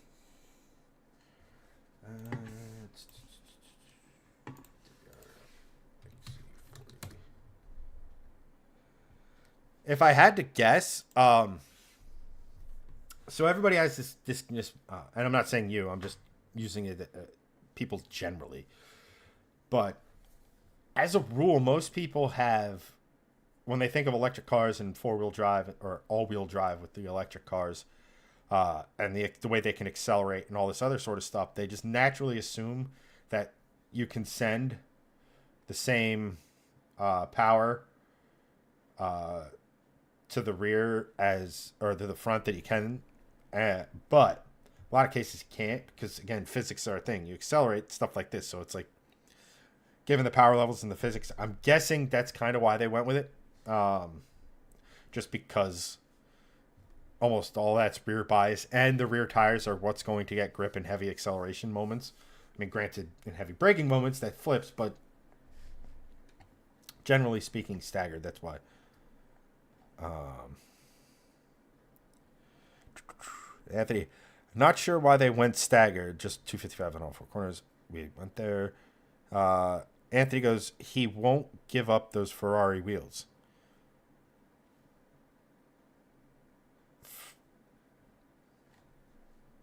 Uh, oh, that's right. Ferrari does have the same bolt pattern as Volvo. So your car has Volvo or Ferrari wheels, huh? Interesting. Sean, it was a $500 car that had been modified or repaired from 9 other cars, not all Volvos either. There is Ford, GM, Chrysler, and Mitsubishi in that car. Hey, got to make what works, right? Um, and not for nothing, but there's always a lot of cross pollination amongst brands.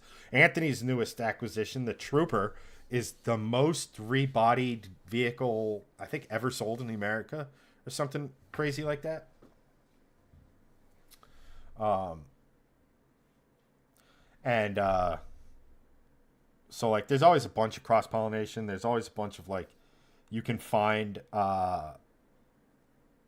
you know the same part has a Ford logo on it that has a Aston Martin badge on it. The price difference, right? But they're the same freaking thing. Aston Martin. Aston Martin. Wait, what? Aston Martin.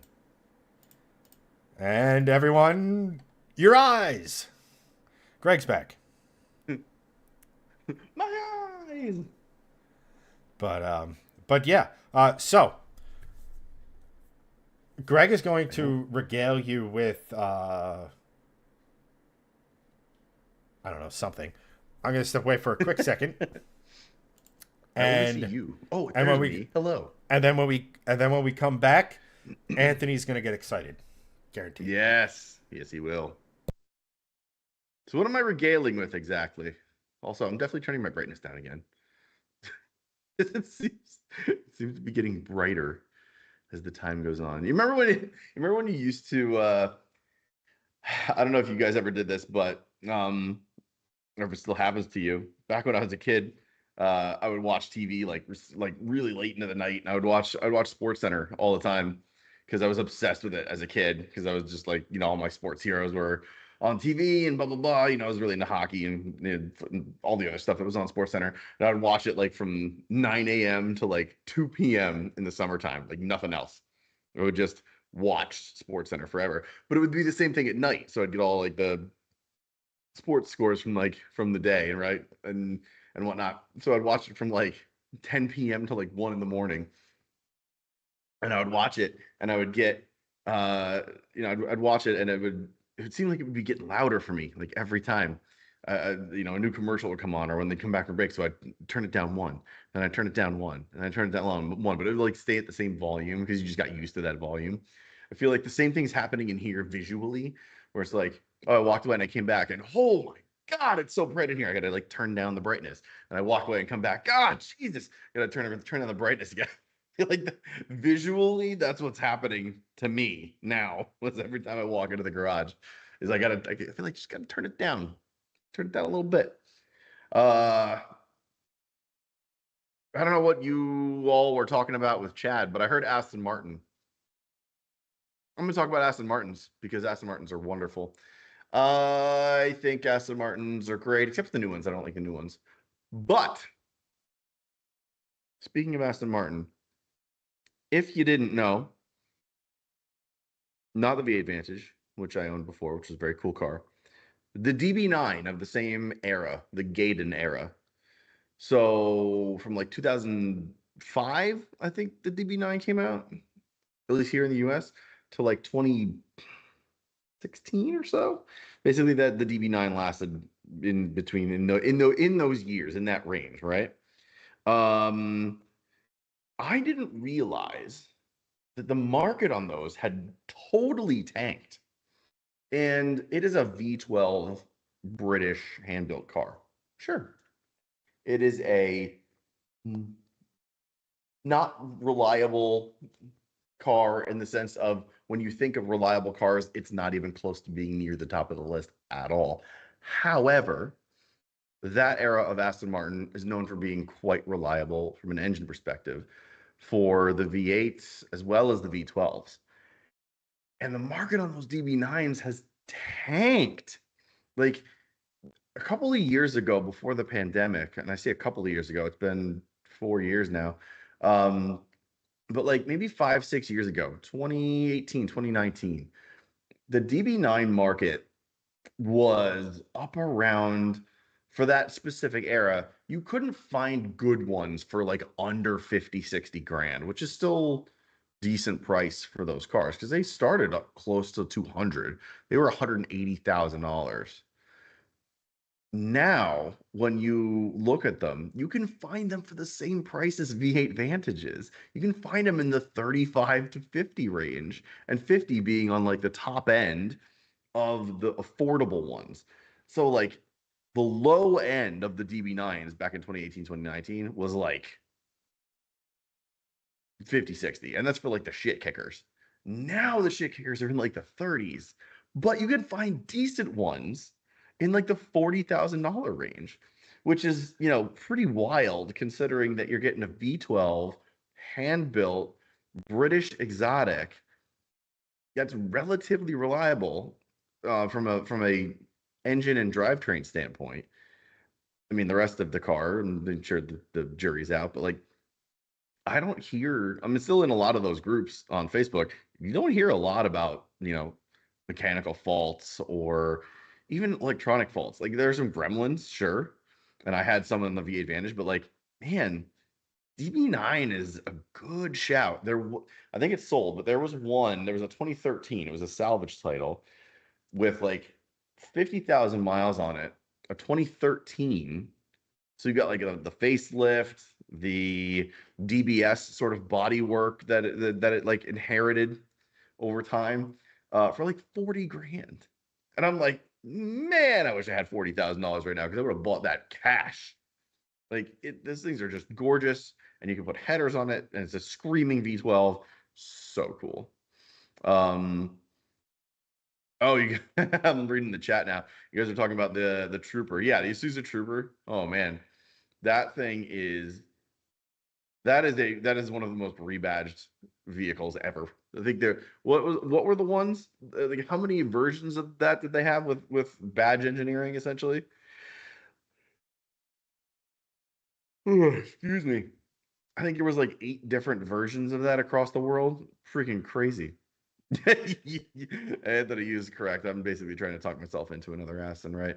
Um, no, I have thoughts about 2025 plans, but as soon as we get into spring of next year, there's going to be some big things happening, including in my garage.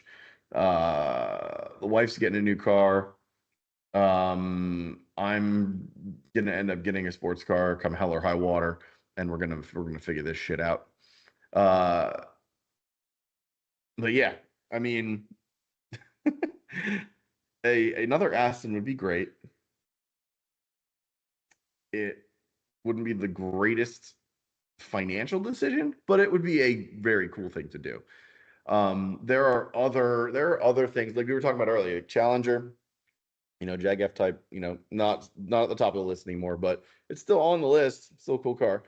But there are other things that I think could be very, very interesting to do and could be a lot more fun to do for content, but also just as a passion project too. Because I don't want to one of the whole points of like starting a second channel was to do car things that we were interested in as opposed to just doing it for content. Like some of the Volvos we bought were strictly for content. Chad C30, Hanson's S60 are like we had uh you know we had a lot of success with the V70R, so we're like, let's buy more Volvos.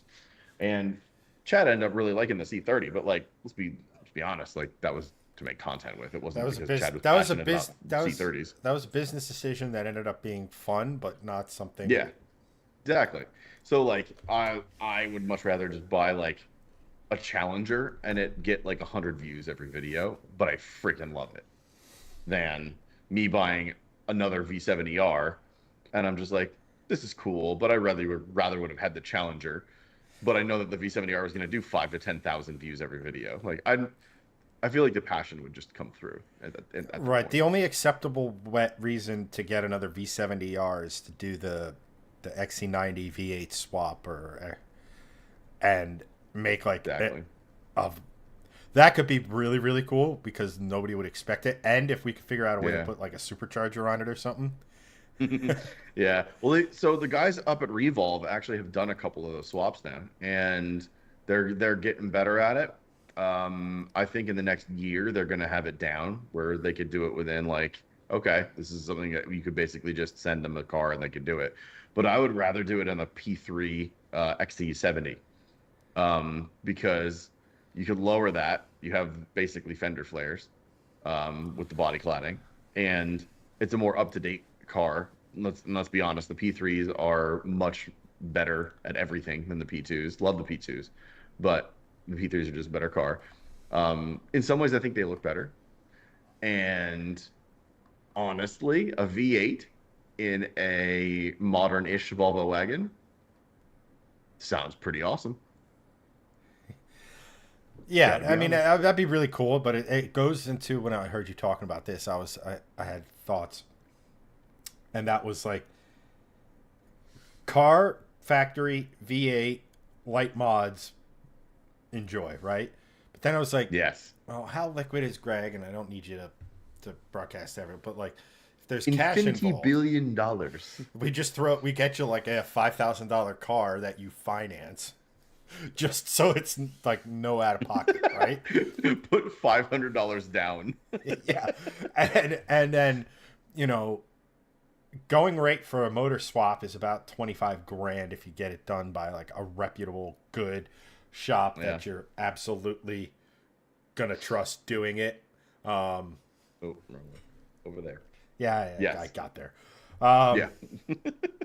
I wanted to just point, like I'm pointing at it now and it's like over here, no, it's right there. Anyway, um But yeah. it's so I was like thinking of that, but it's like what chassis would you even go with? And I'm like, you would be one of those guys. It's like I don't know, because like I just saw that there's a company now who's developing a kit to Coyote swap the GRZ BR or the GR86 BRZ twins. Oh my God. How? That is not a large car, and that is a very small engine bay. Right, but like that's kind of cool. But like I don't see you in that type of car. It's like, could we find an S chassis for Greg, um, and do some sort of nice V8 swap with that? Yeah, but it's kind of been done and stuff. But at any rate, Yeah. as it's been almost an hour and 50 minutes, we should probably get into our last topic of the night. Yes. And Which Anthony will be please, very pleased about. please, the Anthony, Yes. Greg, tell everyone about the abominable failure that was Cash for Clunkers. Well, um, I mean, it was an interesting concept. And if you don't know what Cash for Clunkers is, it basically is you trade in your clunker of a car and you get cash for it. It's basically the name, right? You have an old car that you think is not great. You could go into this program and you get money. Ooh, wonderful. I could trade in my car and it's not performing the way I want to, and boom, I get very, very rich instantly with thousands of dollars. The problem with that is that people could trade in anything, and I do mean anything within reason. People weren't trading in Ferrari Testarossas, obviously, but they were trading in some rare and really cool cars that should have lived, like some of the BMWs you see, M3 and M5. those 100% should not have been gone into the cash for clunkers deal. But essentially, people did this and they utilized this to their advantage. They would get cars and they would trade them in, and it wasn't necessarily a failure in the sense of, um, it wasn't this like abominable thing, but it was a failure in the sense of we lost so many cool cars that could have been kept on the road, but they just were opted into this program and essentially just terminated as cars, which sucks. But that was the reality of it. So, and just to kind of double down on the history of it, it was a plan that they put in place to sell more new cars, to get the Yep. market, to kind of kickstart the market into people buying new cars. Too long didn't read version of it is that it ended up raising the price of new cars, like, and therefore, like, the average person's buying power was diminished by it in the end. Mm-hmm. And because a lot of you are Volvoists, a lot of stuff died because of it. I mean, 140 for 96. Well, all of these wagons, I don't want to math, but like, were killed because. Now, Yeah. look it up. Toyota. Like, Were there any Volvo V70Rs in there? Actually, didn't look. V90, V70 all-wheel drive. Thank God. No, but from my understanding is you guys did a pretty good job killing those on your own. Yeah, true. But like Solid bunch of Volkswagens that probably deserved it. Where was that? All the tacos, right? Like, Oh man, I know. like the Tacomas on, like, those things will live longer than their owners. Supras is Yeah, on this list. Supers is a tough one to swallow. I'll be honest. Look, and it in considerable numbers too. Yeah, Oh, it's a lot. Land Cruiser, Camry, Celica Supras too. Yeah, there's one of those sitting at Blue Sky, by the way. Oh really? Yeah, Those are cool cars. I like those. Oh man, Forerunners. Man, Hi, I have a Toyota unlisted. I'd like my money, please. This list was generously provided by Anthony in his attempt to more Supras, Land Cruisers out the ass, Cressidas, more for, but like Saabs, a lot of Subarus.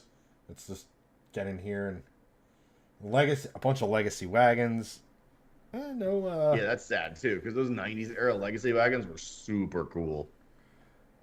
All the Saabs, Porsche. Yeah, Porsche. Not like it was like a lot of 911s, but man, 928s are cool. 944s are cool. S2 944. Yeah. Pontiac, the usual suspects, but like, look at all these Firebird Trans Ams. Yeah, Trans Am Formula. Man. Man. Fieros, the ones that didn't, Yep. Fiero themselves. Aztecs, but like, look at this. Aztecs. Like, Aztecs, grand total of 5 of them were sacrificed for this. Like, the car that should have been. Yeah. 20th anniversary Trans Am. That's wild. More Firebirds. I can't believe some of the cars that were sacrificed to this. It's nuts. nuts. It doesn't make any sense. It really doesn't. Shocking amount of minivans. It shouldn't. Yeah. Not surprising. Those Plymouth Voyagers were terrible. Apparently, Peugeot sold cars here in the 80s and early 90s. Yeah, 80s and into the 90s. Yeah. Oldsmobile. Tornadoes. Bravadas. Cutlass Supremes. Boring. Like, Xteras. Like, Xteras are not bad vehicles. And they were relatively new when this whole thing happened. Yeah. Pathfinders at the Maximas. Look at all the 300ZXs. That's painful. Those are cool too. Man, more exterior. Nissan Hardbody. Man, Nissan Hard that little truck was awesome. Let's see here. More Nissans, Path Maximus, Frontier, Starions. Oh, come on, Mitsubishi. Oh, Starion, that sucks. Mitsubishi. Monteros. Those 90s era Monteros were really cool. The Galant Sigma. I'm gonna get a Sigma badge and put it on one of your cars. It was like, what the fuck's a Sigma? Like 2000 GTs. Yeah, that's brutal. Oh, look at them all. Holy shit. Like, holy cow. That's like probably well over 100 there. Yeah. Probably over closer to 300. Merkers.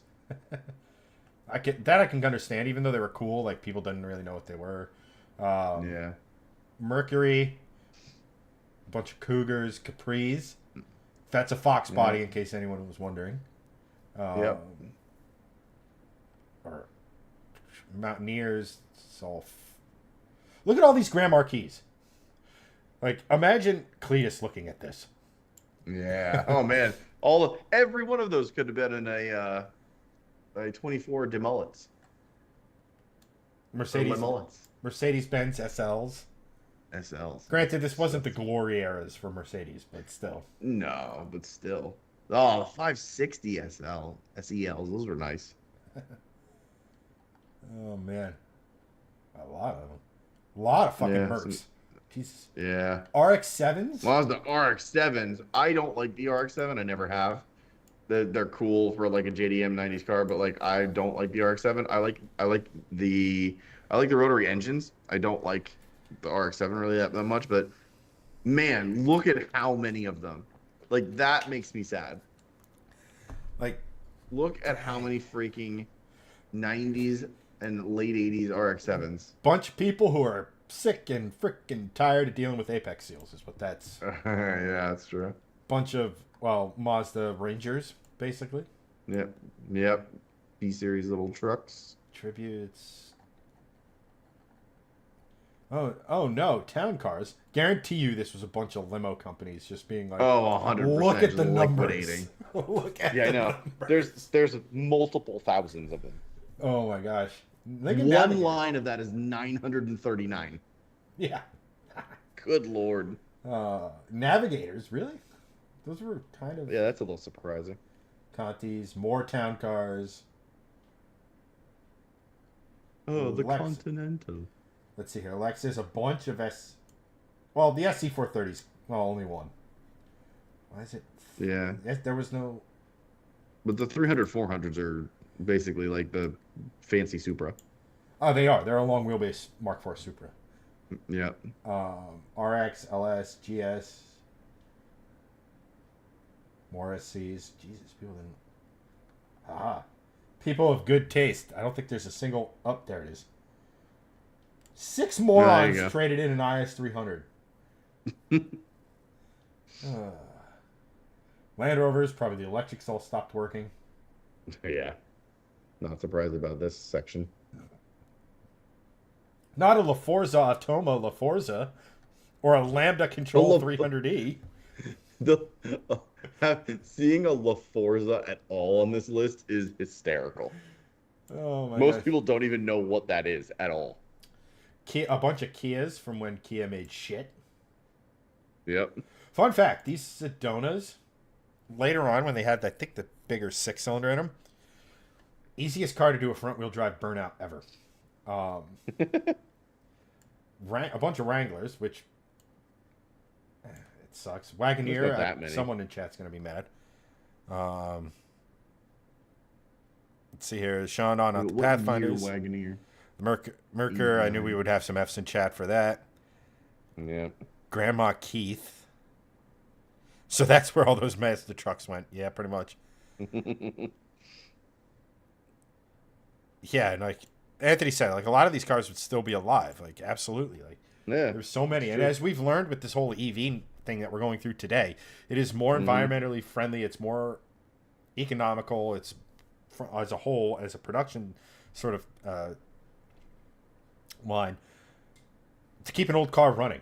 God, shit ton of Jeep Cherokees, the good Cherokees before they sucked. Yep. Random CJ7 J10s. So that's where they went. Jeez. All right. Comanches, no. Those are cool. I like those. Yeah, they are. Here you go, Jags. It says here the rest will be destroyed after they go EV. It says it right up here. Yeah. So I got some a couple of XK8s. Interesting. A lot of XJSs, XJRs, XJ6. Mostly XJ6. Not surprising. Not the Vanden Plas. Not the Vandenpla. I don't know what the fuck that is. Yeah, I don't really know what that is. Some JKs, the rest of Isuzu. Look at the bunch of troopers, rodeo. Oh, as a kid who grew up with a family who had a trooper, I always wanted a rodeo because I thought they looked so much better. Yeah, both of them are cool, but I agree. I think the rodeo looks better. Sean goes, the early Kias and Hyundais were in Mitsubishi engines. I would love a 4G63 swap, a Hyundai accent from the 90s. Yeah, but the rest of it would fall apart. Yeah, accurate. Not Amigos. Vehicular Cross. Oh, no, the Isuzu Via Cross. No! The weirdest looking, coolest car ever. Not the Hombre. Dude, that's the pickup truck you could buy. What do you drive? The Hombre. Yes. Oh, the Hombre. I gotta give it to Isuzu. They legally, bindingly say it like that. The Hombre. And then have like cowboy music play every time you say it. You know what car in the Isuzu one that I really loved was the Isuzu Axiom. It was like a really funky looking SUV. I was a huge fan of the design of that truck, that SUV. I thought it was really cool at the time when it came out. I'm looking it up now. I think it was just like a rebadged something, but the way it was all rebadged. Yeah, but the way they redid the body lines on it, I was such a huge fan of this thing. Greg has thoughts. I can't say I agree with them. Yeah. Again, like, that looked cool to me. I mean, not anymore, but like to me in comparison to the cars sweet. like that, compared to the Saturn version of that or the Chevy or whatever, it definitely looked better. Yeah. Again, a whole mess of Hyundais that are no one cares about. Awful. Yep. Shit. Honda passports. Yeah. Anything before 2010, don't look at them for Hyundai. Jesus, they did not like the passport. No. And then like Yukons, why? And like I don't know. And like the K series. This is where like a bunch of Ks, died a horrible death. This far whatever, like S15s. Yeah. A couple more Ks. Jimmys. I've seen a bunch of cars that they're like, wow, a lot of trucks. Like, and here we go with like the K15 Suburban, K15, like, and the two-wheel drive. So many GMCs. Good Lord. Well, we're getting into the letters if where you notice, it's very American. So you get into the G's for GMC, and next is the F's for Ford, which is going to be a shit ton of cars. Oh. No, that's sad. 214 K50. I don't know how to put this delicately, but I'm looking at a lot of these vehicles, a lot of what was traded in, and a lot of it is you could picture, let's just say, an Appalachian American owning one, or them sitting in a yard. Yep. All right, we get the point. Oh, a lot of Jesus. There we go. Ford. Yeah. F-250, one random 89 F-150. The Windstar. Man. Not the Windstar. Oh, no. A shit ton of them. People got rid of a lot of minivans. Look at these Thunderbird numbers. Holy shit. Oh, my God. These, most of them are could have started an IROC spec racing series with all those fuckers. Well, a lot of them were the Fox body. So like, I know. Fox shows. Look at how many shows. Oh, Taurus shows. No. Those were sweet cars. Every Ranger imaginable. Yep. Oh, Mustangs. No. Oh, so many. Holy shit. All Fox bodies, basically. Yep. Well over 1,000. Well, there's some new age ones in there. Or new edge ones in there. Basically a Fox body. The SN95 Well, and the New right. Edge were built on the Fox platform. Yeah. Because true. remember, I always forget that. Ford had to pivot because the Mustang was going to be one of these. The Pro. Yep. Yep. That's right. So many Fox body or Fox platform cars died. Look at all the LPDs. Yep. Not that they were great looking things, but Fox platform. Panther. And then F-150s, not in huge numbers, just a bunch of different trims. Yeah. Bunch of Explorers. More Explorers than F-150s. Some Expos. Bunch of, I'm not going to make that joke. Vans dying a death. Yeah. Yep. Lots of police cars. Yep. What's a Crown Vic CNG? I don't know.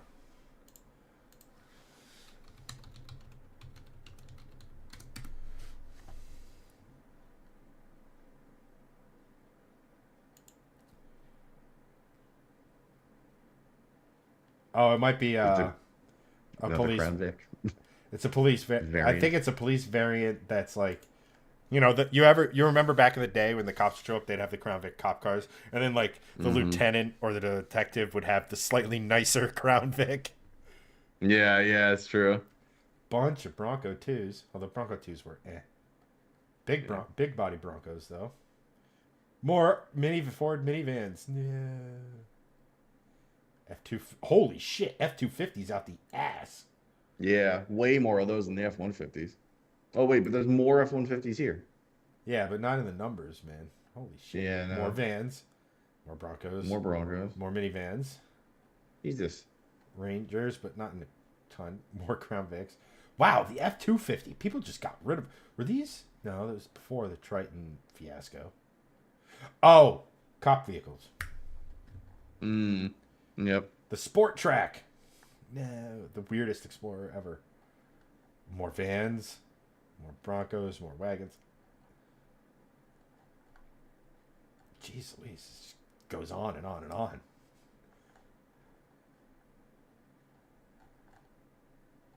Rams, Eagles. Oh, a bunch of Eagle Talons. Oh, lame. TSM cars. Not the Excalibur Auto Phaeton.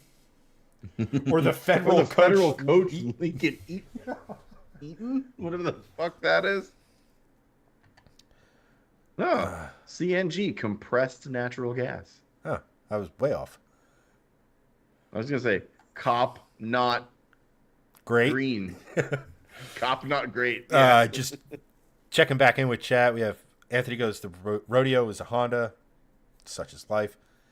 Sean goes, Craig's and Mate, if it hasn't sold there, maybe supercharged vehicular cross you could buy. I'd be interested in that. Well, it identifies as a Honda. It has Honda all over. Blah, blah. Okay, we get it. All the 305s, so many square body Chevys. Yeah. The Aerostar is the best Ford minivan, and I'll die on that hill. That's a really, really, really lightly attacked hill. It's a lightly stepped on hill. Eagles Dodge, so as you could probably guess, bunch of pickups, bunch of Durangos too. Not the Diplomat. Dakotas. No. And then we're seeing the same thing, all vans.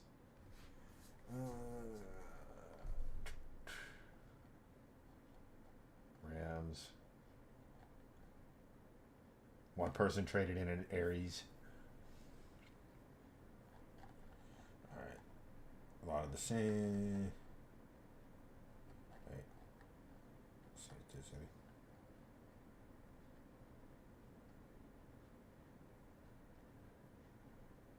Chrysler Town and Country. Chrysler Newport 5th Avenue. A lot of them, too. Holy shit. Oh my God. These had to be fleet vehicles. Yeah. The New Yorker 5th Avenue. Oh, LeBarons. That's in chat. I think what this all boils down to is this list is just sad. Yeah, more... All these cars that could have been Ks. kept on the road. More K series. Yeah. And the thing is, again, it's one of those things where you could have... Actually, why don't you just... Bunch of Camaros. Like, pretty much any car you could think of from this time frame. Late 80s, early 2000s. Yeah.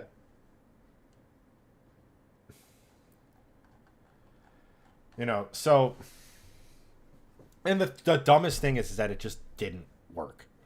People got some money, some people got some new stuff, but it's like you still...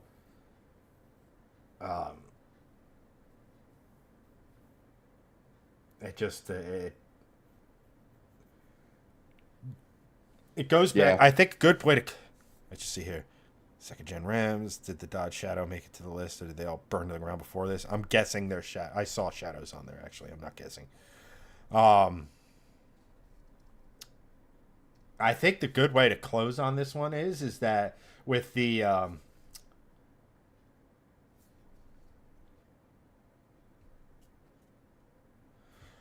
is with the one of my favorite Ronald Reagan quotes. It's like, what is it, like the 7 or 8 most terrifying words in the English language? I'm from the government and I'm here to help.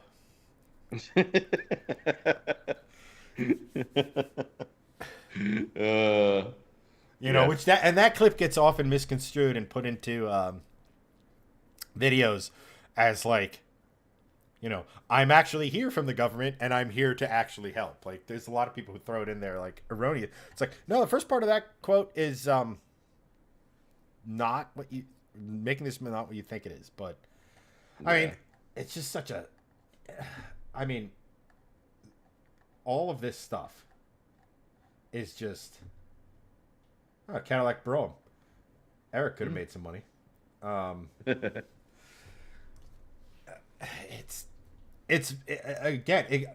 I think the best way to close on it is to circle back. Goes back to Jaguar, right? One big move, i.e. in Jaguar's case, it was going electric, will not cover up a bad idea. Yeah. Right? Like, you have to think this stuff out. In Jaguar's case, they needed to have thought it. It just feels very rushed to me. And this feels like, again, one of those things where it's like, if we give people money, they'll like us more. And then they realize, like, oh shit, I can't afford a car again because this thing made cars way too expensive. Yeah. So yeah, Sean goes, next time the government suggests this, we need to jack all their fleet vehicles. I'm not endorsing it, but I'm not condoning it. And on that note, yeah, you know, and like, and Anthony sums it up that I think Chad's right. I think that's all we need to read there. Yeah. Anything after the commas. The environmental failure is immeasurable. Imagine all those scrapyards running heavy machinery around the clock to process all these cars. All that oil, coolant definitely being disposed of in a responsible manner. Wink, wink, nudge, nudge. Yeah, right. And not being dumped down storm drains. Yeah. So. Yeah, dig that hole, fill it with rocks, and oh yeah, that oil, you can just pour it right down there. So. But at any rate, it's been a good one. Been 2 1/4, a little longer. Yes. So, and hopefully we're back to normal schedule of things next week. Except we won't be because Wednesday's Christmas. No, you're showing up on Wednesday during Christmas. That ain't happening. So what you mean to tell me is for the next 2 weeks we may or may not be on? No, we're going to be on. We're just going to be on the day after Christmas. Fuck that. All right, so for the foreseeable future, we'll be on Thursdays. Greg. I mean, I would say let's do Thursdays the next 2 weeks because that's way it's day after Christmas and it's the day after New Year's. So We can avoid Christmas ham hangover and New Year's Day hangover. Sounds like a plan. So we'll see you next Thursday and the Thursday after that. But for this one, Yes. I want to thank everyone for watching, and we'll catch you